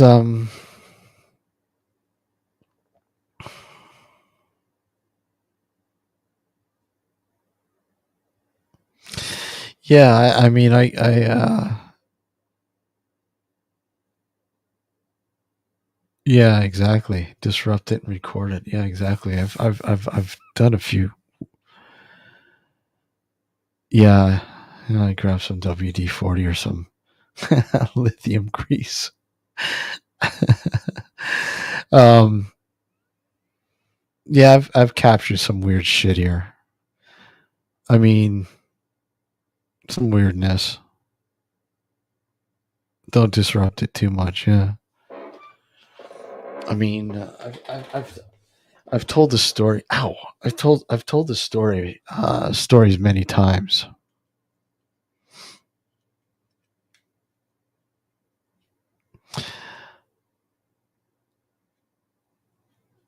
Go get some lunch, Dankum. Get some lunch. Take care. Kryptonite grease, yeah. White sage. Yeah, white sage. I've let's tell the stories now. Okay. There was a time when I was sitting in the dark by myself. And what was that? Did you hear that? Did you hear that?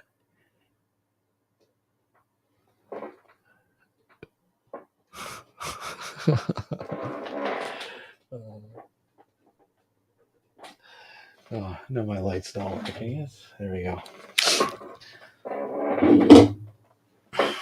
Nothing like a good fucking campfire ghost tale.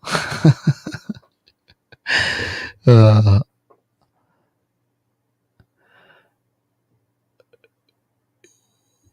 and that light too. This light I have here, it has a mind of its own, or something controls it other than me, and it doesn't have a remote control. It just decides to turn off by itself and turn on by itself. Oh man, it's fucking this place is insane. Some of the weird. Tell a ghost tale to somebody that has. Yeah.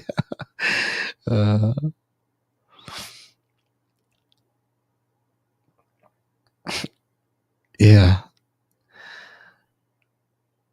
No, seriously though, I used to love that. You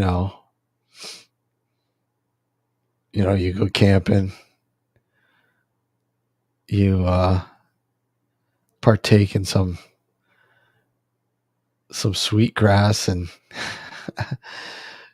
some pop, and you sit around the campfire and tell stories, ghost stories, freak everybody out.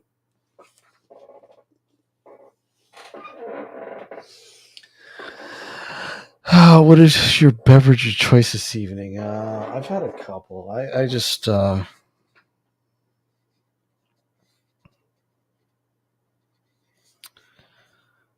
this one here is from Florida. Blockchain by Corporate Ladder. It's a hazy IPA. Mm. James, I hear you like your beer too. You like yeah, they're great. Would even sit around the fire in the snow. Yeah. Hey man, strange request, but can you shout?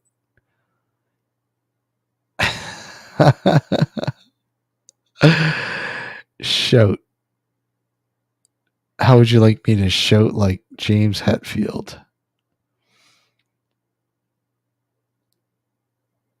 It would be class. uh, Good old James Hetfield. I used to love Metallica before the Black Album. I know you hear that. You hear that. Everybody says that. Not everybody. A lot of yeah. Oakham Ales are great. Oakham Ales are good. Good. They make some good beers. I haven't had one in a while.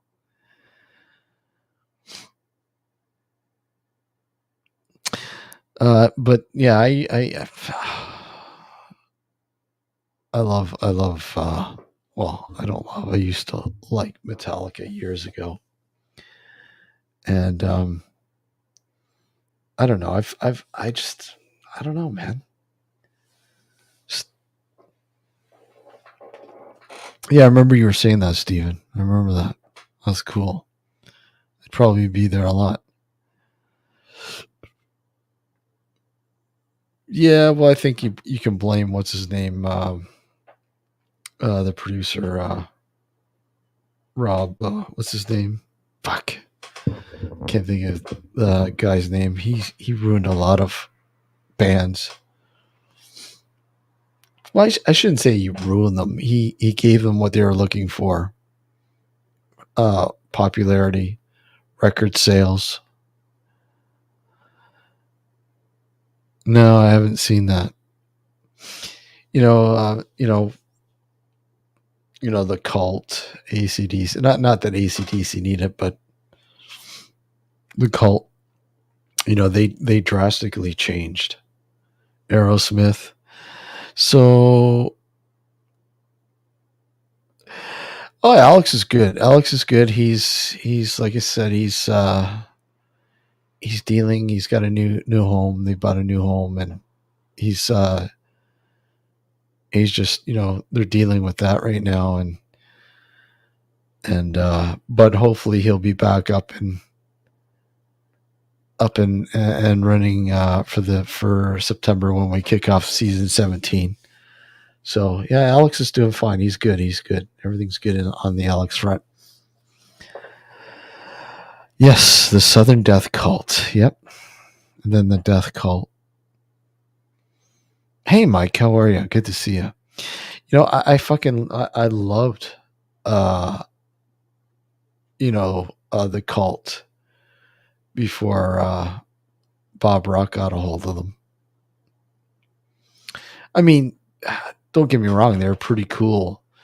The transition was pretty cool. I mean, they were good, but I preferred the Cult before Bob Rock got a hold of them. You know? No, we all remember She Sells Sanctuary when that came out.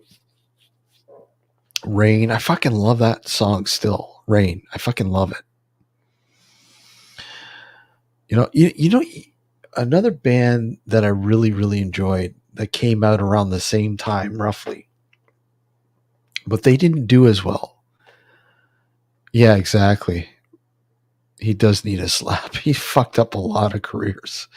But a lot of people will say, no, he didn't. He made them better. No, he didn't make them better. He just made them commercial. He made them more commercial. That's what they wanted, right? They wanted to be more commercial.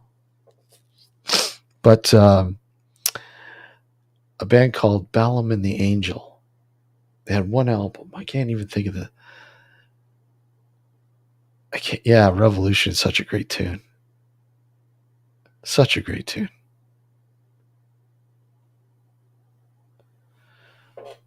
Such a great tune.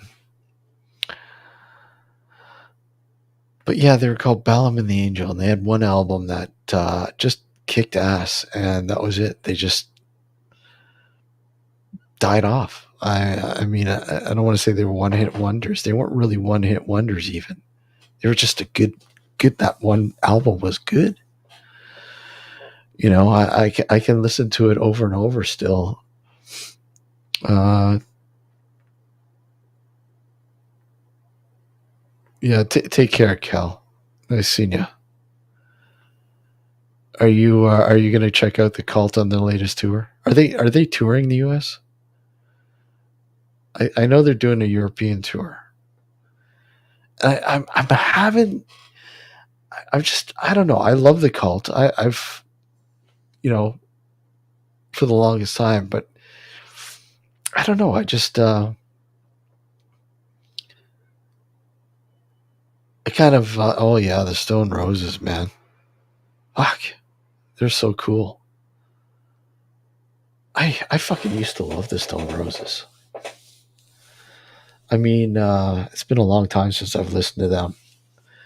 Thanks for bringing them back into consciousness. I must listen to them again very soon. I fucking love the Stone Roses. And again, I wish we could play some of this shit without being fucking dinged.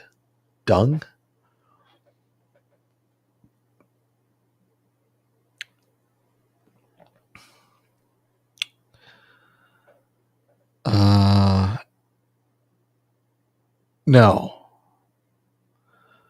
No, his voice isn't what it used to be, that's for sure. He had such a kick-ass voice. But I'm finding they're having a tough time kind of regrouping after the Bob Rock years. They've had a hard time recovering. And I know it's hard. You'll never kind of truly be the same, and you evolve. I mean, you have to evolve. The record I bought by yeah, scratches.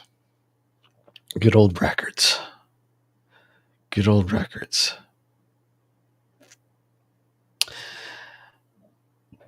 Yeah, I love the Stone Roses. But I've always been, and to me, like the Stone Roses were always those. You know what else I like too? I liked the Charlatan UK. Is it the Charlatan UK? They were pretty fucking cool. Yeah. He was in Guns N' Roses as well. He kind of jumped ship when the Cult were kind of like dying out. And then Guns N' Roses. The Charlatans, yeah. They had some pretty cool tunes. Fuck, there's another band I haven't listened to in a long time.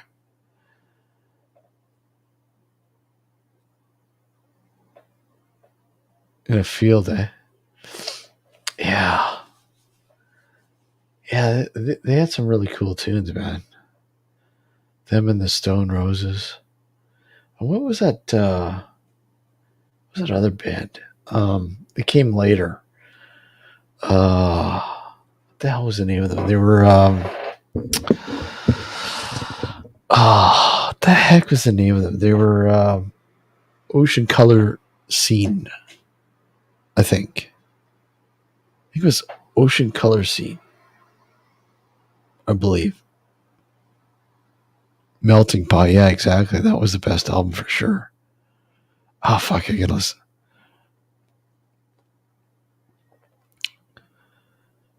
Yeah, I'm pretty sure that was the name of the band, Ocean Color Scene. Let's see. I'm almost certain that's the band I'm thinking of.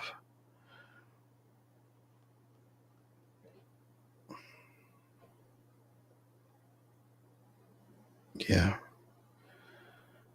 Yeah, it's the band. Let's see.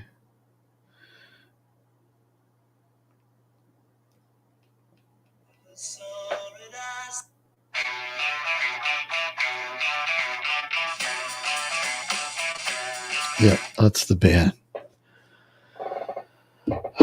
You've partied with them. Interesting. Do tell. Yeah, I thought they were pretty cool. I liked them. Uh, there's another band, a band that has come out in the last little while. Hold on, they've morphed and changed. It kind of reminds me of that whole scene,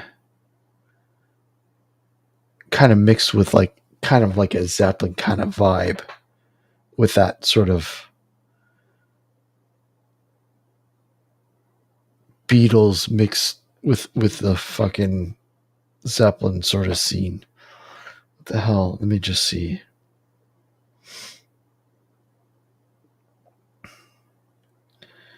I know I have them saved.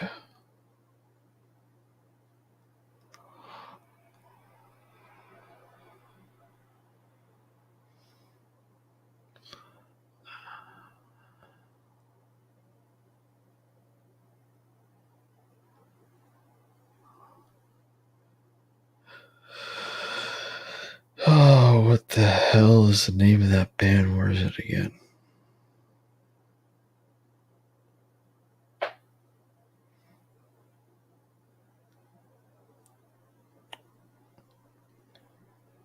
Where the heck is it? And if you guys have not checked them out, check them out. They're a pretty cool band. If I could just find them.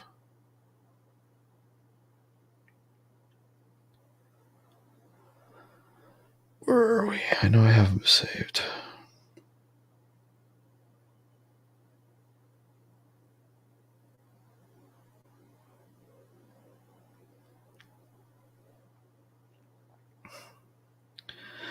Of course, now that I want to find them, I can't find them.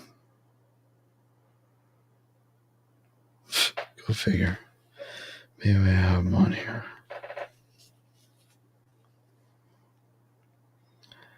Probably not. No, I don't want that. My library, artists. Go figure. I didn't save them. Now I can't remember the name of the band. Not Oasis. No, they're a newer band. They've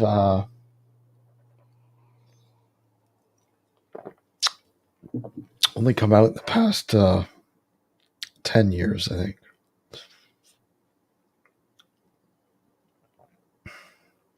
Thought I had them saved. Hold on. I know I do. Artists.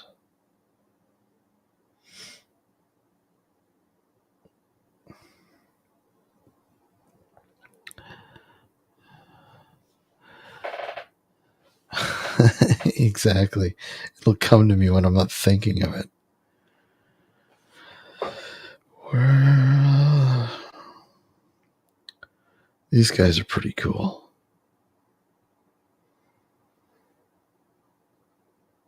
The OCs.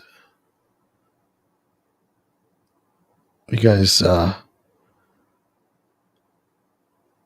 pretty cool. Kind of got that vibe.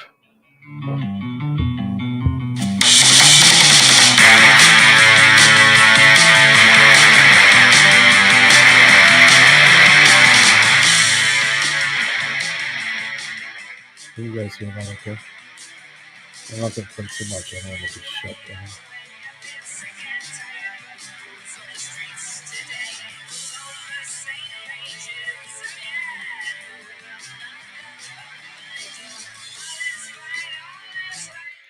But they kind of got that vibe, right? They're called the OCs.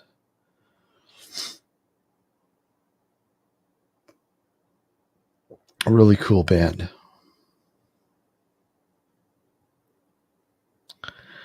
And this is probably their best album right there. If you can see that.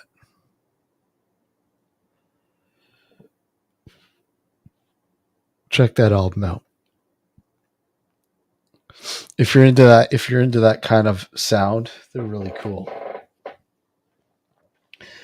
But that wasn't the band I was trying to tell you guys about. Let me see if it pops up as a recommendation with them. Because they're kind of similar in sound. Of course, no. Oh man, it drives me nuts when I can't find a band I'm looking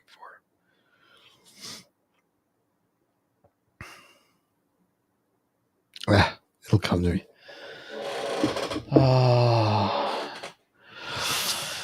Yeah, like I said, I'm all over the place. I'm all over the place with music, but I tend to get into bands that a lot of people really just don't really care about or just haven't heard of. I scour. I scour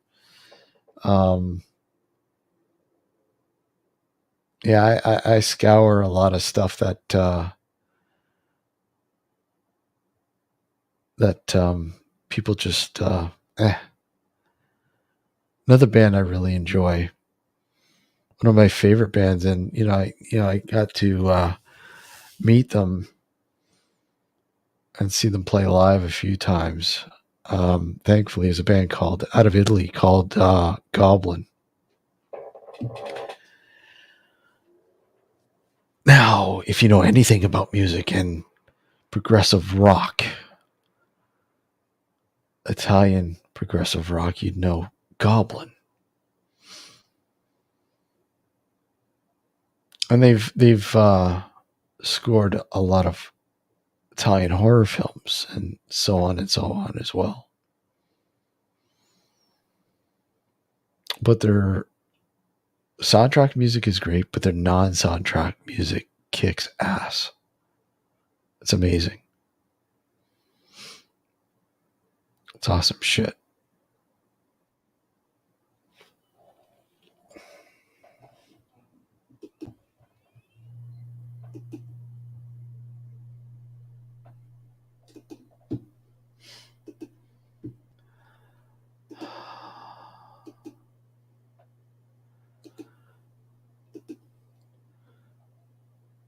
Yeah, they're awesome, man. They've been around for a while. Unfortunately, in different incarnations, split into two. Gotta love that chair. As comfortable as it is, it's noisy as hell. It's fucking noisy. Yeah.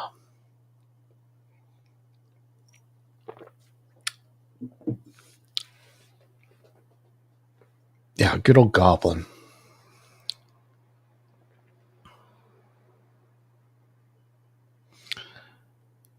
Yeah. God, the band's name. God.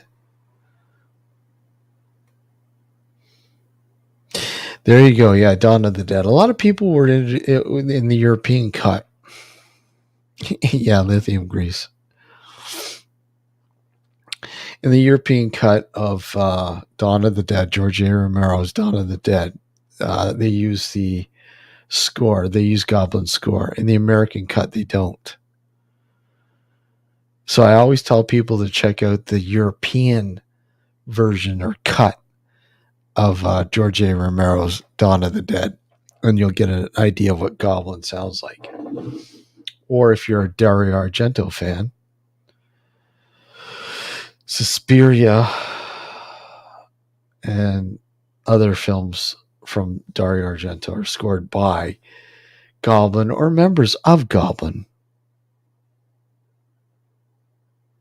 Yeah, yeah, yeah.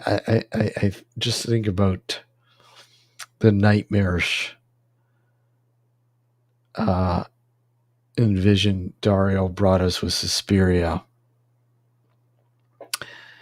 and the music that Goblin performed for it were just like, oh, hand in hand perfecto. So haunting, equally as haunting as the visions that Dario gave us with Suspiria. Um, Gorillas, yeah.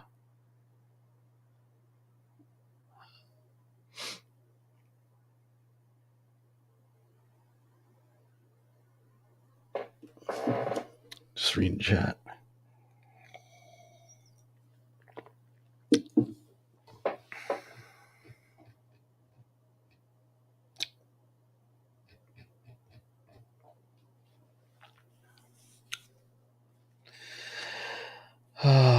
Yes, original Suspiria, not the remake or re-envisioned or tribute that just came out. No, no, God, no. There are a lot of brigs go in the '90s, probably all cocaine. What?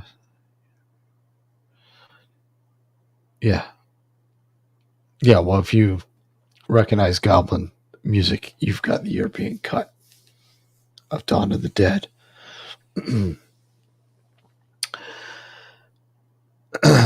He George A. Romero had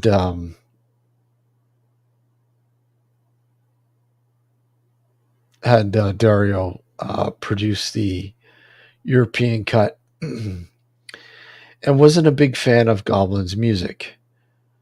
He felt that it didn't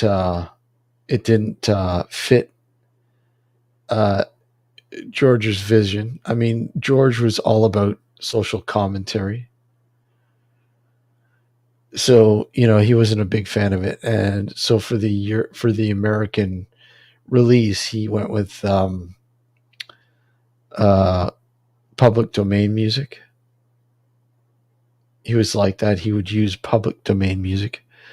I fucking love the mall music and Dawn of the Dead is so fucking hilarious.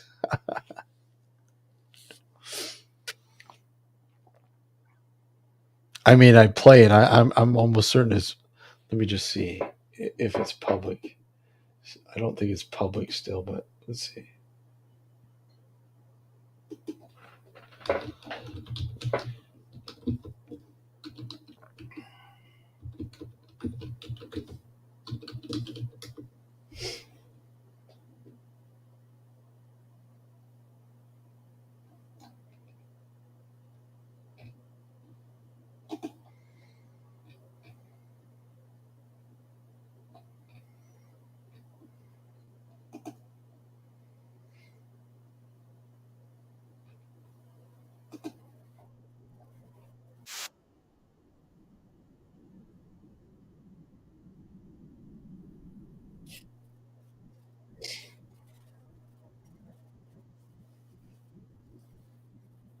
No, I'm not going to play it just in case. In fear of copyright shit. I don't think it is copywritten. I think it's still public domain music, but you never know with YouTube. They're always looking for something to ding you on.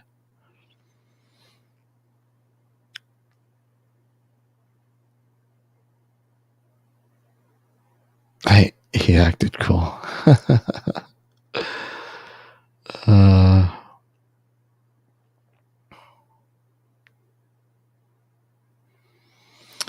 and the word of YouTube, oh, gray, white dust.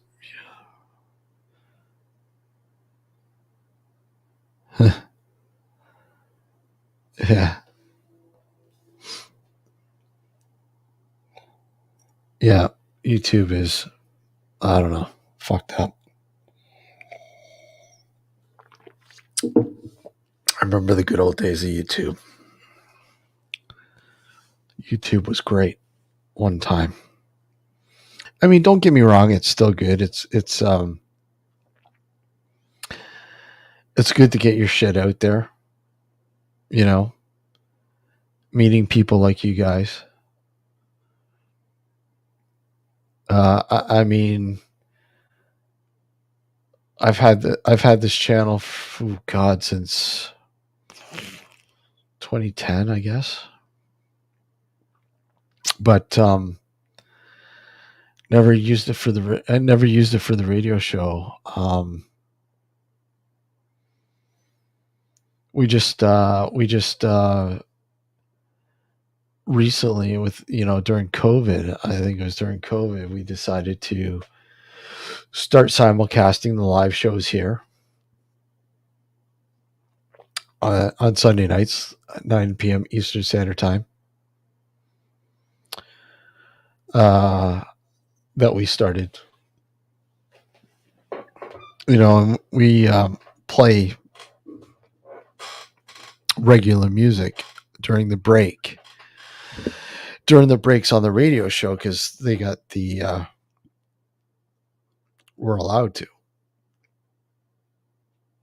They're allowed to, but unfortunately, you had to edit it for YouTube, and it just made it a pain in the ass, really.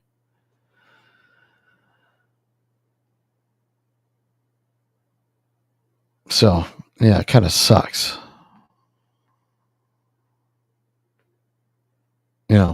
Really fucking sucks. Like, even sharing a trailer, it's a fucking trailer. And I mean, this stuff's already up on YouTube. A lot of the stuff's on YouTube already. So why the fuck can't I play it? It's stupid. They certainly can. You can hear the live show. Here's the link.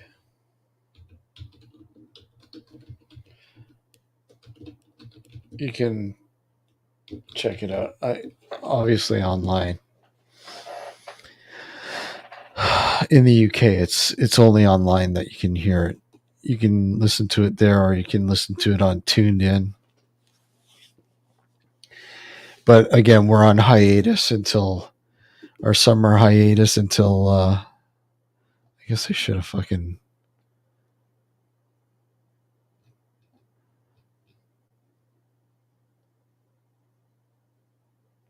Yeah, it's early in the morning there, Melissa. Yeah. Or you can listen to it on Tuned In. It's live out in New York City, broadcasted here from the studio, the Nocturnal studios here, into the wonderful New Visions Radio Network studios, and from there it's blasted out primarily all over the U.S., parts of Canada, and we have people listening from all over the place. I mean, we did it's quite kind of funny. We did a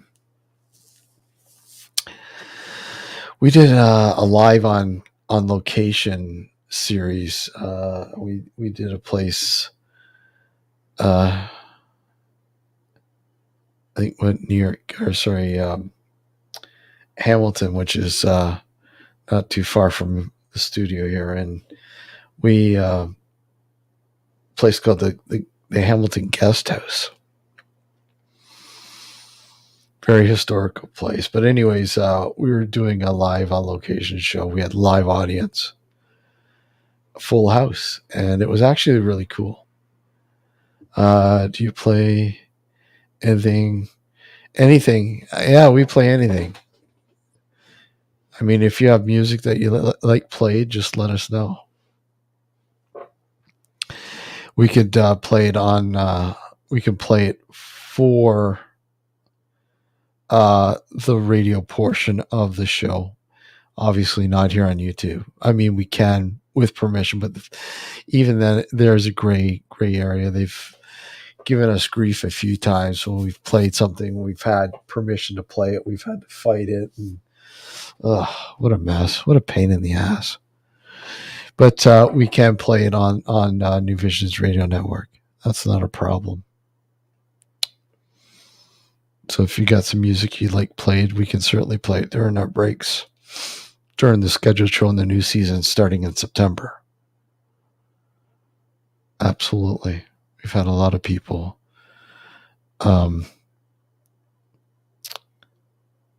give us music to play for them.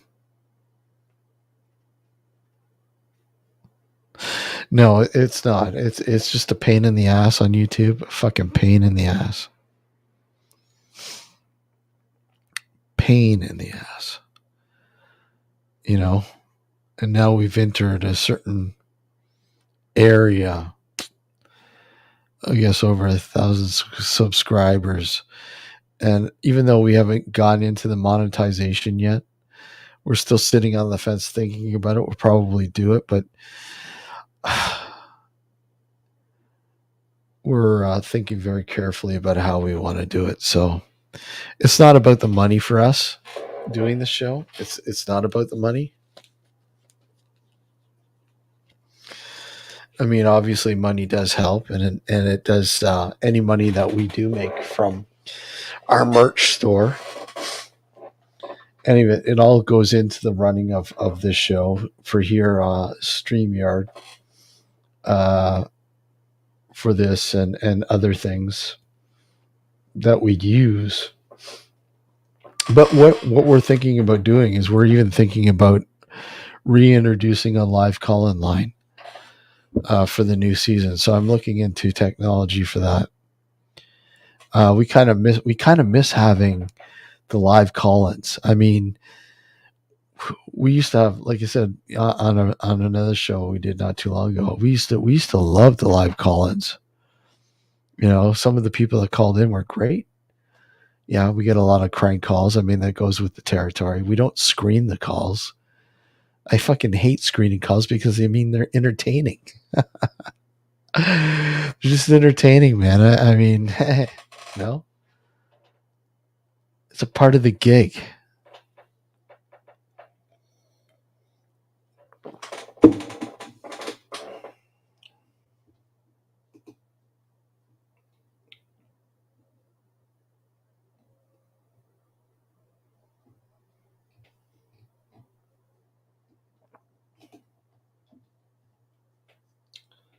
Oh wow! Just notice this, and you can loop it. Oh wow, cool. Let's see.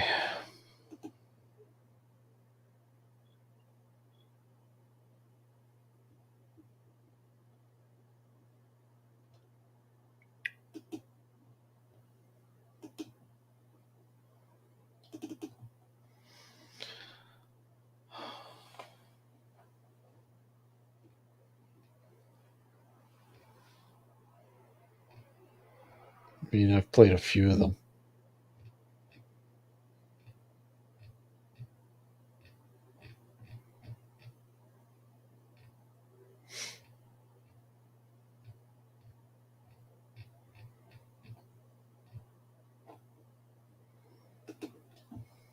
No, I'm not gonna play that one.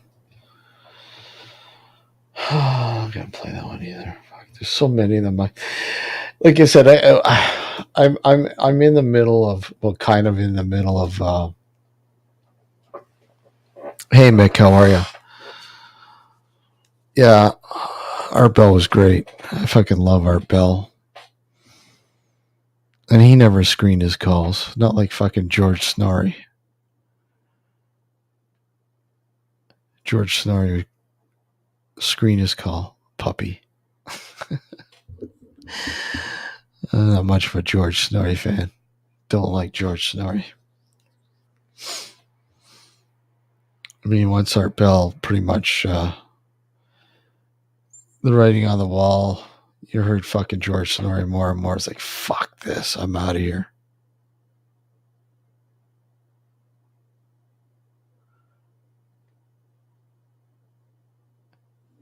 Yeah. You can play Art Bell episodes. But hey, you never know with fucking Premier Radio fucking network bullshit.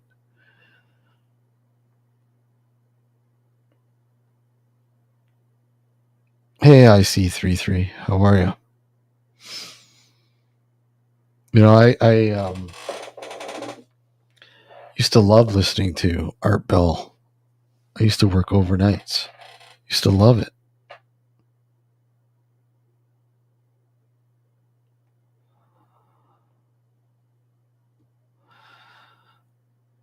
Oh, I've got a shitload of fucking Art Bell shit. I got a crap load.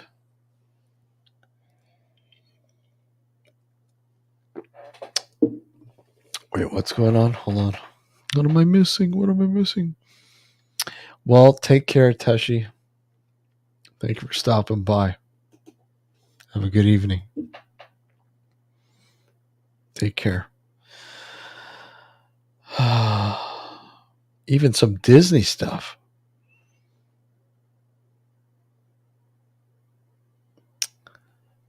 Disney stuff. Ugh.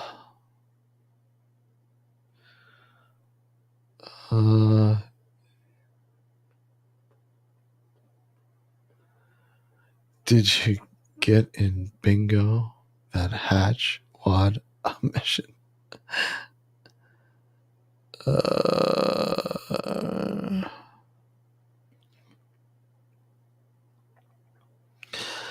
Yeah, you know, I used to listen to a lot of hardcore paranormal podcasts and shows back in the day. I mean, I used to love fucking Art Bell. I used to love Lou Gentili, who was a lot like Art Bell. Lou Gentili was awesome. More raw. More raw. Just absolutely loved Lou Gentili. And I loved it because he went after the whatchamacallit, God, what was his name? The magician dude that turned into oh my god, a brain fart. What the hell was his name? Oh, James Randi. James Randi, whatever the fuck his name is. The $1 Million Challenge. And Lou Gentili went after him, said, "Hey, look it, I can prove to you. I can prove to you the paranormal." And you know, he went to him with all these EVPs that like he claimed that he can get an EVP whenever he wanted, and the guy was just phenomenal with capturing EVPs, just phenomenal.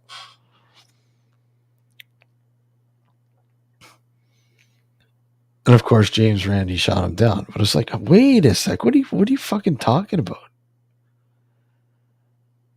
You're shooting him down. Come on. I thought you'd give anybody's is eligible for this challenge, and yet you're saying no to him? What?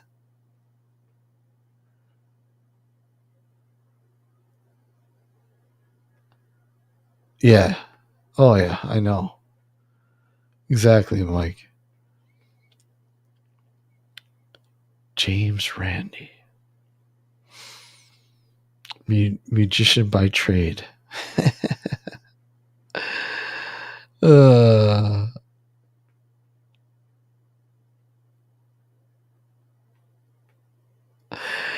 There's a lot of fucking bullshit out there, Rob.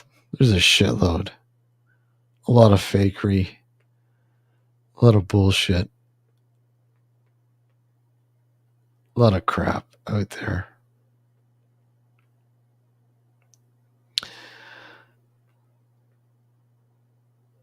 Take care, Cheryl. Take care. Good to see you. Stay safe. See you later. Yeah, there's a lot of shit out there, unfortunately.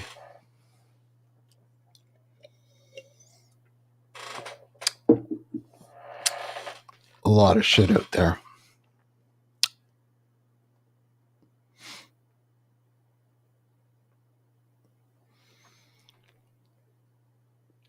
Yeah, I'll probably go for maybe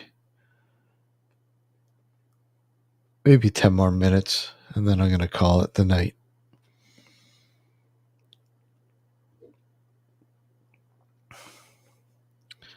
Everybody's been too afraid to come up.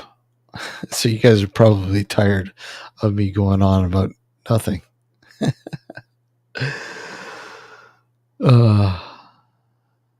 I've got no takers. Nobody wants to pop on up. That's okay. Like I said, I'll probably end it anyways around midnight here. It's been interesting. You guys are fun. You guys are intriguing. You know, the music conversations was really cool. No, that's cool, Dom. That's cool. I was only kidding. I don't mind carrying on. I really don't. I don't mind putting you guys. You need a haircut. Well, I don't. Yeah, Reeves is great. Fucking love Reeves. Always great having Reeves on. And he'll be on again in the new season. We're definitely gonna do roundtable discussion show a few more this year. You've been stuck in traffic. That sucks. Um,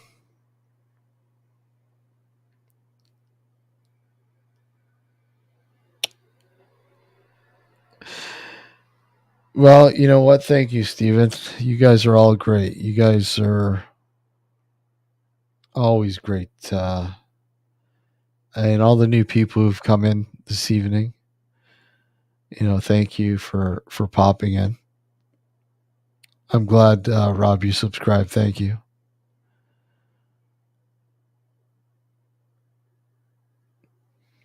Appreciate it. And like I said, I'll be popping in here obviously throughout the summer to do these unscheduled off the wall shows. And we've got some content coming. Obviously, the Dark Wood lot is coming soon. You'll find that here when that only here on YouTube, obviously. When the first episode is done, finally done. I've had a lot of trouble with a lot of the footage. It's horrible. It's been fucking mind boggling. Well, thank you, Maisie.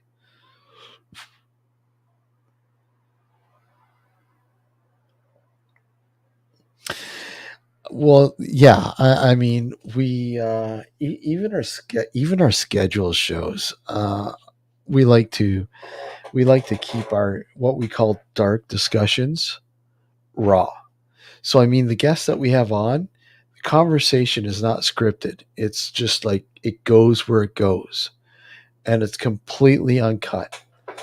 I think, and thankfully, the network we're on, they allow it, which is fine, which is good, and yeah, I highly prefer being raw. Yeah, James. I think that's why James and I get along, man, because James is similar, and he does a great job. You know, he's very raw too, and I mean, you have to be authentic. You have to, you know, be on the same level as everybody else. And when you start, pitching yourself above everybody, I think you've lost it. You've lost the true essence of with me, the paranormal. I mean, I've been an investigator and researcher since 1996. You know, that's my love it. I've wanted to walk away from it so many fucking times because of all the bullshit that's out there. And I'm not here to bash anyone. That's not my prerogative right now. You know, but there's a lot of bullshit out there when it comes to the paranormal. I mean, there's a lot of bullshit with a lot of things, but with me, the paranormal, a lot of bullshit. To me, it's about giving you the reality of the paranormal. You know, the reality of it. I mean, not the entertainment aspect of it, because I mean, I can entertain you guys right now. Here, just bear with me, guys. Bear with me. Uh, okay, I've been behind the camera, in front of the camera, and I know a lot of you guys have not seen this, but I will be playing it. I'll play a little bit of it for you guys to watch. But here you go. Here you go. Let me just get it all set. Here you go. Okay, so here we go. Yeah, you guys should have a fun time watching this. No strikes on this guy. Better not be. I don't think so. Uh, Here we go. Here we go. Here we go.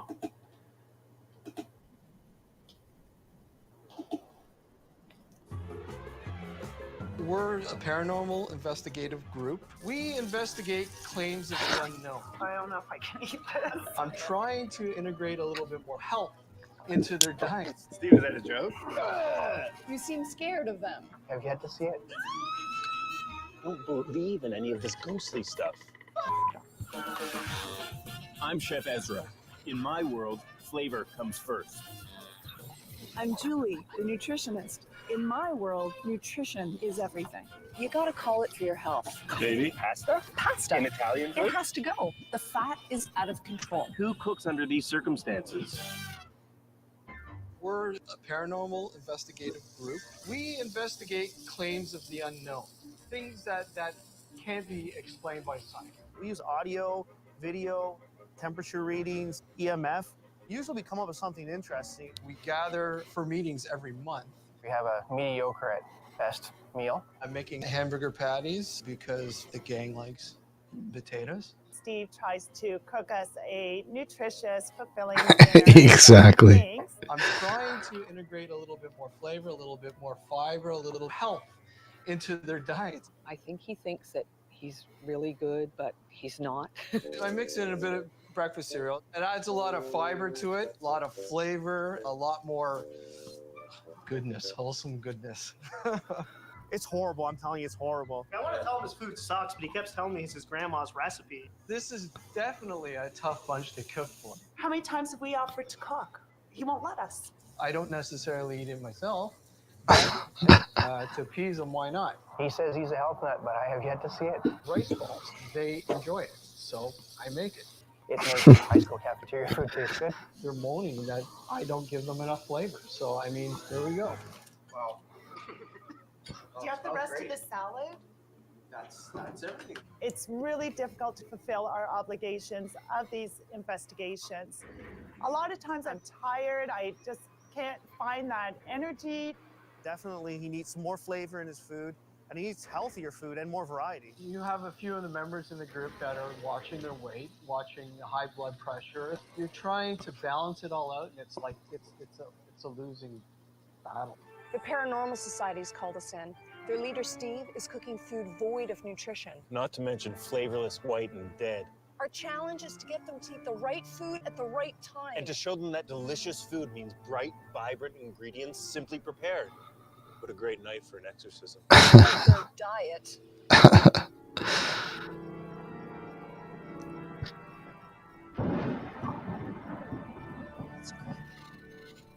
Oh man, then you need to try my evil burger, Steven. Yeah, it's already known. That'll be I'm sure awesome. there'll be lots of activity. Hey guys. Steve, how's it going? How are you? I invited a couple of friends along for dinner tonight. Hi, Steve. I'm Julie. Julie's a nutritionist. Ezra's a chef. And they are here because this stuff has got to stop. We've talked collectively about this together. You're a great paranormal investigator, but you're a horrible cook. Really? Why? Oh, Steve, this stuff has to end now. We can't eat this anymore. Wow, man, I'm still pulling the knives out of my back when it comes to the guys. I didn't realize it was that bad. Steve, is that a joke? What happened to the rest of the burger? They were complaining if they were too big, they're too big. Steve's meal is lacking in fiber and protein, sorely lacking in vitamins. This is not investigation food because you're gonna nap. Your blood sugar goes up and then you all wanna sleep. It's really important to keep in mind the timing of your meals for proper sleep patterns. You know, Julie, if you cut around the burger so that the bun actually fits, you have less carbs, right? Yeah, it's like a slider, that works. Oh, Steve! Oh my God! See, the guys really like the burger. This is all bullshit, by the way. Evil burger. An evil burger that I never ever want to see again. There's no flavor on this table at all. And the evil burger has become notorious I don't know where the now. flavor's coming from. To me, it seems like it's coming from the condiments and the processed cheese. But that is stuff that they are wanting with the meal. That's what I was gathering But do from you these think guys. maybe it's to compensate for the lack of flavor in the actual food? How can Steve be so oblivious to his friends' needs? He needs to stop tracking ghosts and start listening to his friends. When I have to cut my salad with a knife, it's pretty bad. It's pretty bad. I feel like I'm just walking in slow motion through these investigations. I have to put tons of ketchup on my burger. It's just horrible. At least this is whole food. It's homemade. I can see your concern, Steve. It's just that the food has to taste good. Steve thinks he's cooking healthy because he's cooking at home. Home cooked meals really give people the impression it's healthy. A fully loaded burger can be over 600 calories if you get mayo on there and cheese on there. Please tell me you seasoned the burger at least. At the very minimum, there's some Yes, there's some seasoning, like oregano and some cereal. Cereal. You put cereal Give in it a a little burger? bit. Give it a little bit of crunch. Steve, for a paranormal investigator, you might be the least perceptive person I've ever met. So I would like a commitment from you that you're going to change your ways. You're going to listen to this group, and we are going to get you through. Sure, if we can all come to a common goal, why not? Yeah? Yeah. Guys, can we raise our glasses I'm hoping he's going to listen to Ezra and Julie and follow through. to bring in the flavor back from the dead? Cheers. I don't know what's scarier, hunting for ghosts or hunting for the nutrition on that plate. Steve has been cooking in such a terrible way that he has scared off all the flavor. It's like purgatory for food. Yeah. What I want you to hit: low sodium, higher protein, higher fiber. I don't know what that means, but leave it with me. Like, wow, what do I do now? I need you to explain to me how you're a healthy guy, but there's no real health that ends up in the meal. Compromise. Yeah, unfortunately, it doesn't work. I don't know why. I've tried everything. I've given up. You've tried everything. I've tried everything. Steve, I don't know about all this paranormal mumbo jumbo. The only thing I believe in is flavor. You know, Ezra, maybe you should spend some time with the guys investigating this house, because I'm telling you, this place has tons of activity in it. I'm open to it. I really don't think anything's going to happen. I'm definitely going to take him shopping. Okay. And I'm going to convince you that some of these ingredients are palatable and amazingly nutritious. So I will believe as well. If Ezra will become a believer, I will too. Awesome.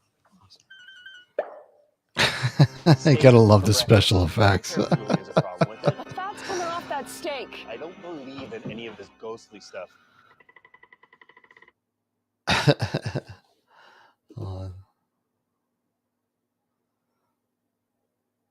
Paranormal investigative group. This is definitely a tough bunch to cook for. They're moaning that I don't give them enough flavor. He says he's a health nut, but I have yet to see it. We're here. Nice trick, Jules. The magic of nutrition. Let's go. We're coming out of a nutritional wasteland, so we better make this a very high density meal.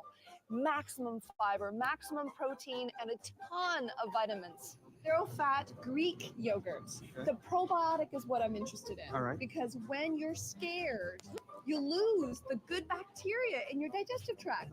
Have you ever heard of someone being scared-less? They mean it.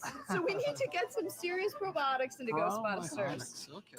What we try to do is find or prove claims of a paranormal existence through EVPs, video, even physical touch. This is a reported hotspot. There you go. I mean, if you guys want to finish watching it, here, I'll give you the link.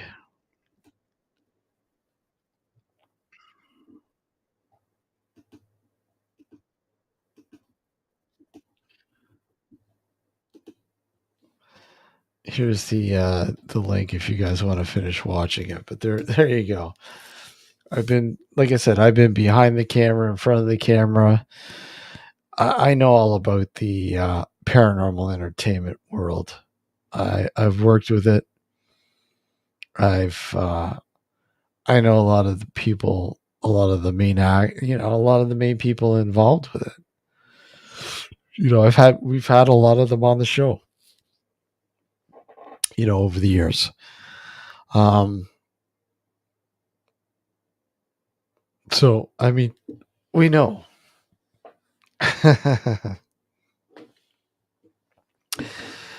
So, I know how it is. And,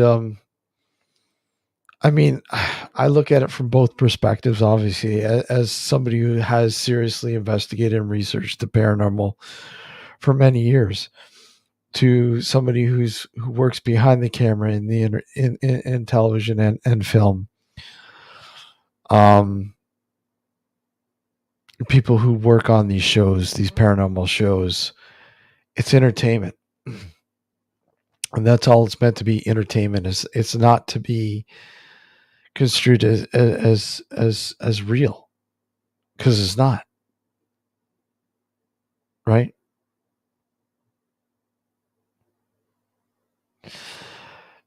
Ooh, pork belly. So pork belly, candied pork belly. God, Steven, you got to stop it. I'm getting hungry now. Candied pork belly. Oof.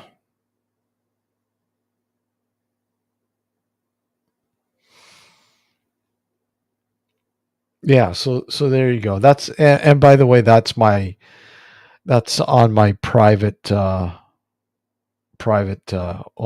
my personal YouTube channel. So if you guys want to subscribe to it, go ahead.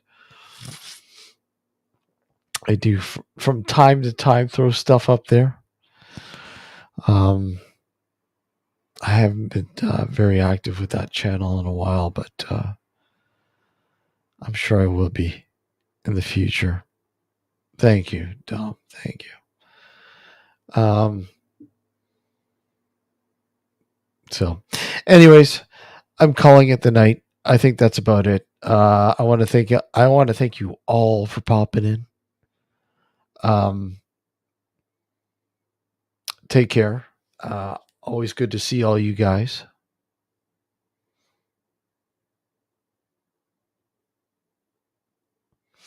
And again, all the new subscribers, thank you. Don't forget to like. And if you haven't subscribed, please subscribe. And leave your comments. We always appreciate hearing what you guys think. If you got any guest suggestions or topics or whatever you want to hear or see in YouTube's consideration with the new season, we want to hear it. We want to hear what you guys want to see, what you want to hear, what topics, what guests, and so on and so on. You know, I've been working to get some of the YouTube personalities on the show in the next season. I know a lot of you know a lot of them. So you'll be pleasantly surprised to see some of them on the show in the upcoming season. But plus others. We got some Professor Simon. Yeah, I'm working on that. That's one guy I'm working on. I definitely want to have him on. Great fucking channel. Thanks for the recommendation, Steven. Guys, take care. Be well. And we'll see you on the next live stream, whenever. I'll let you guys know. Take care. Good to see y'all. Later.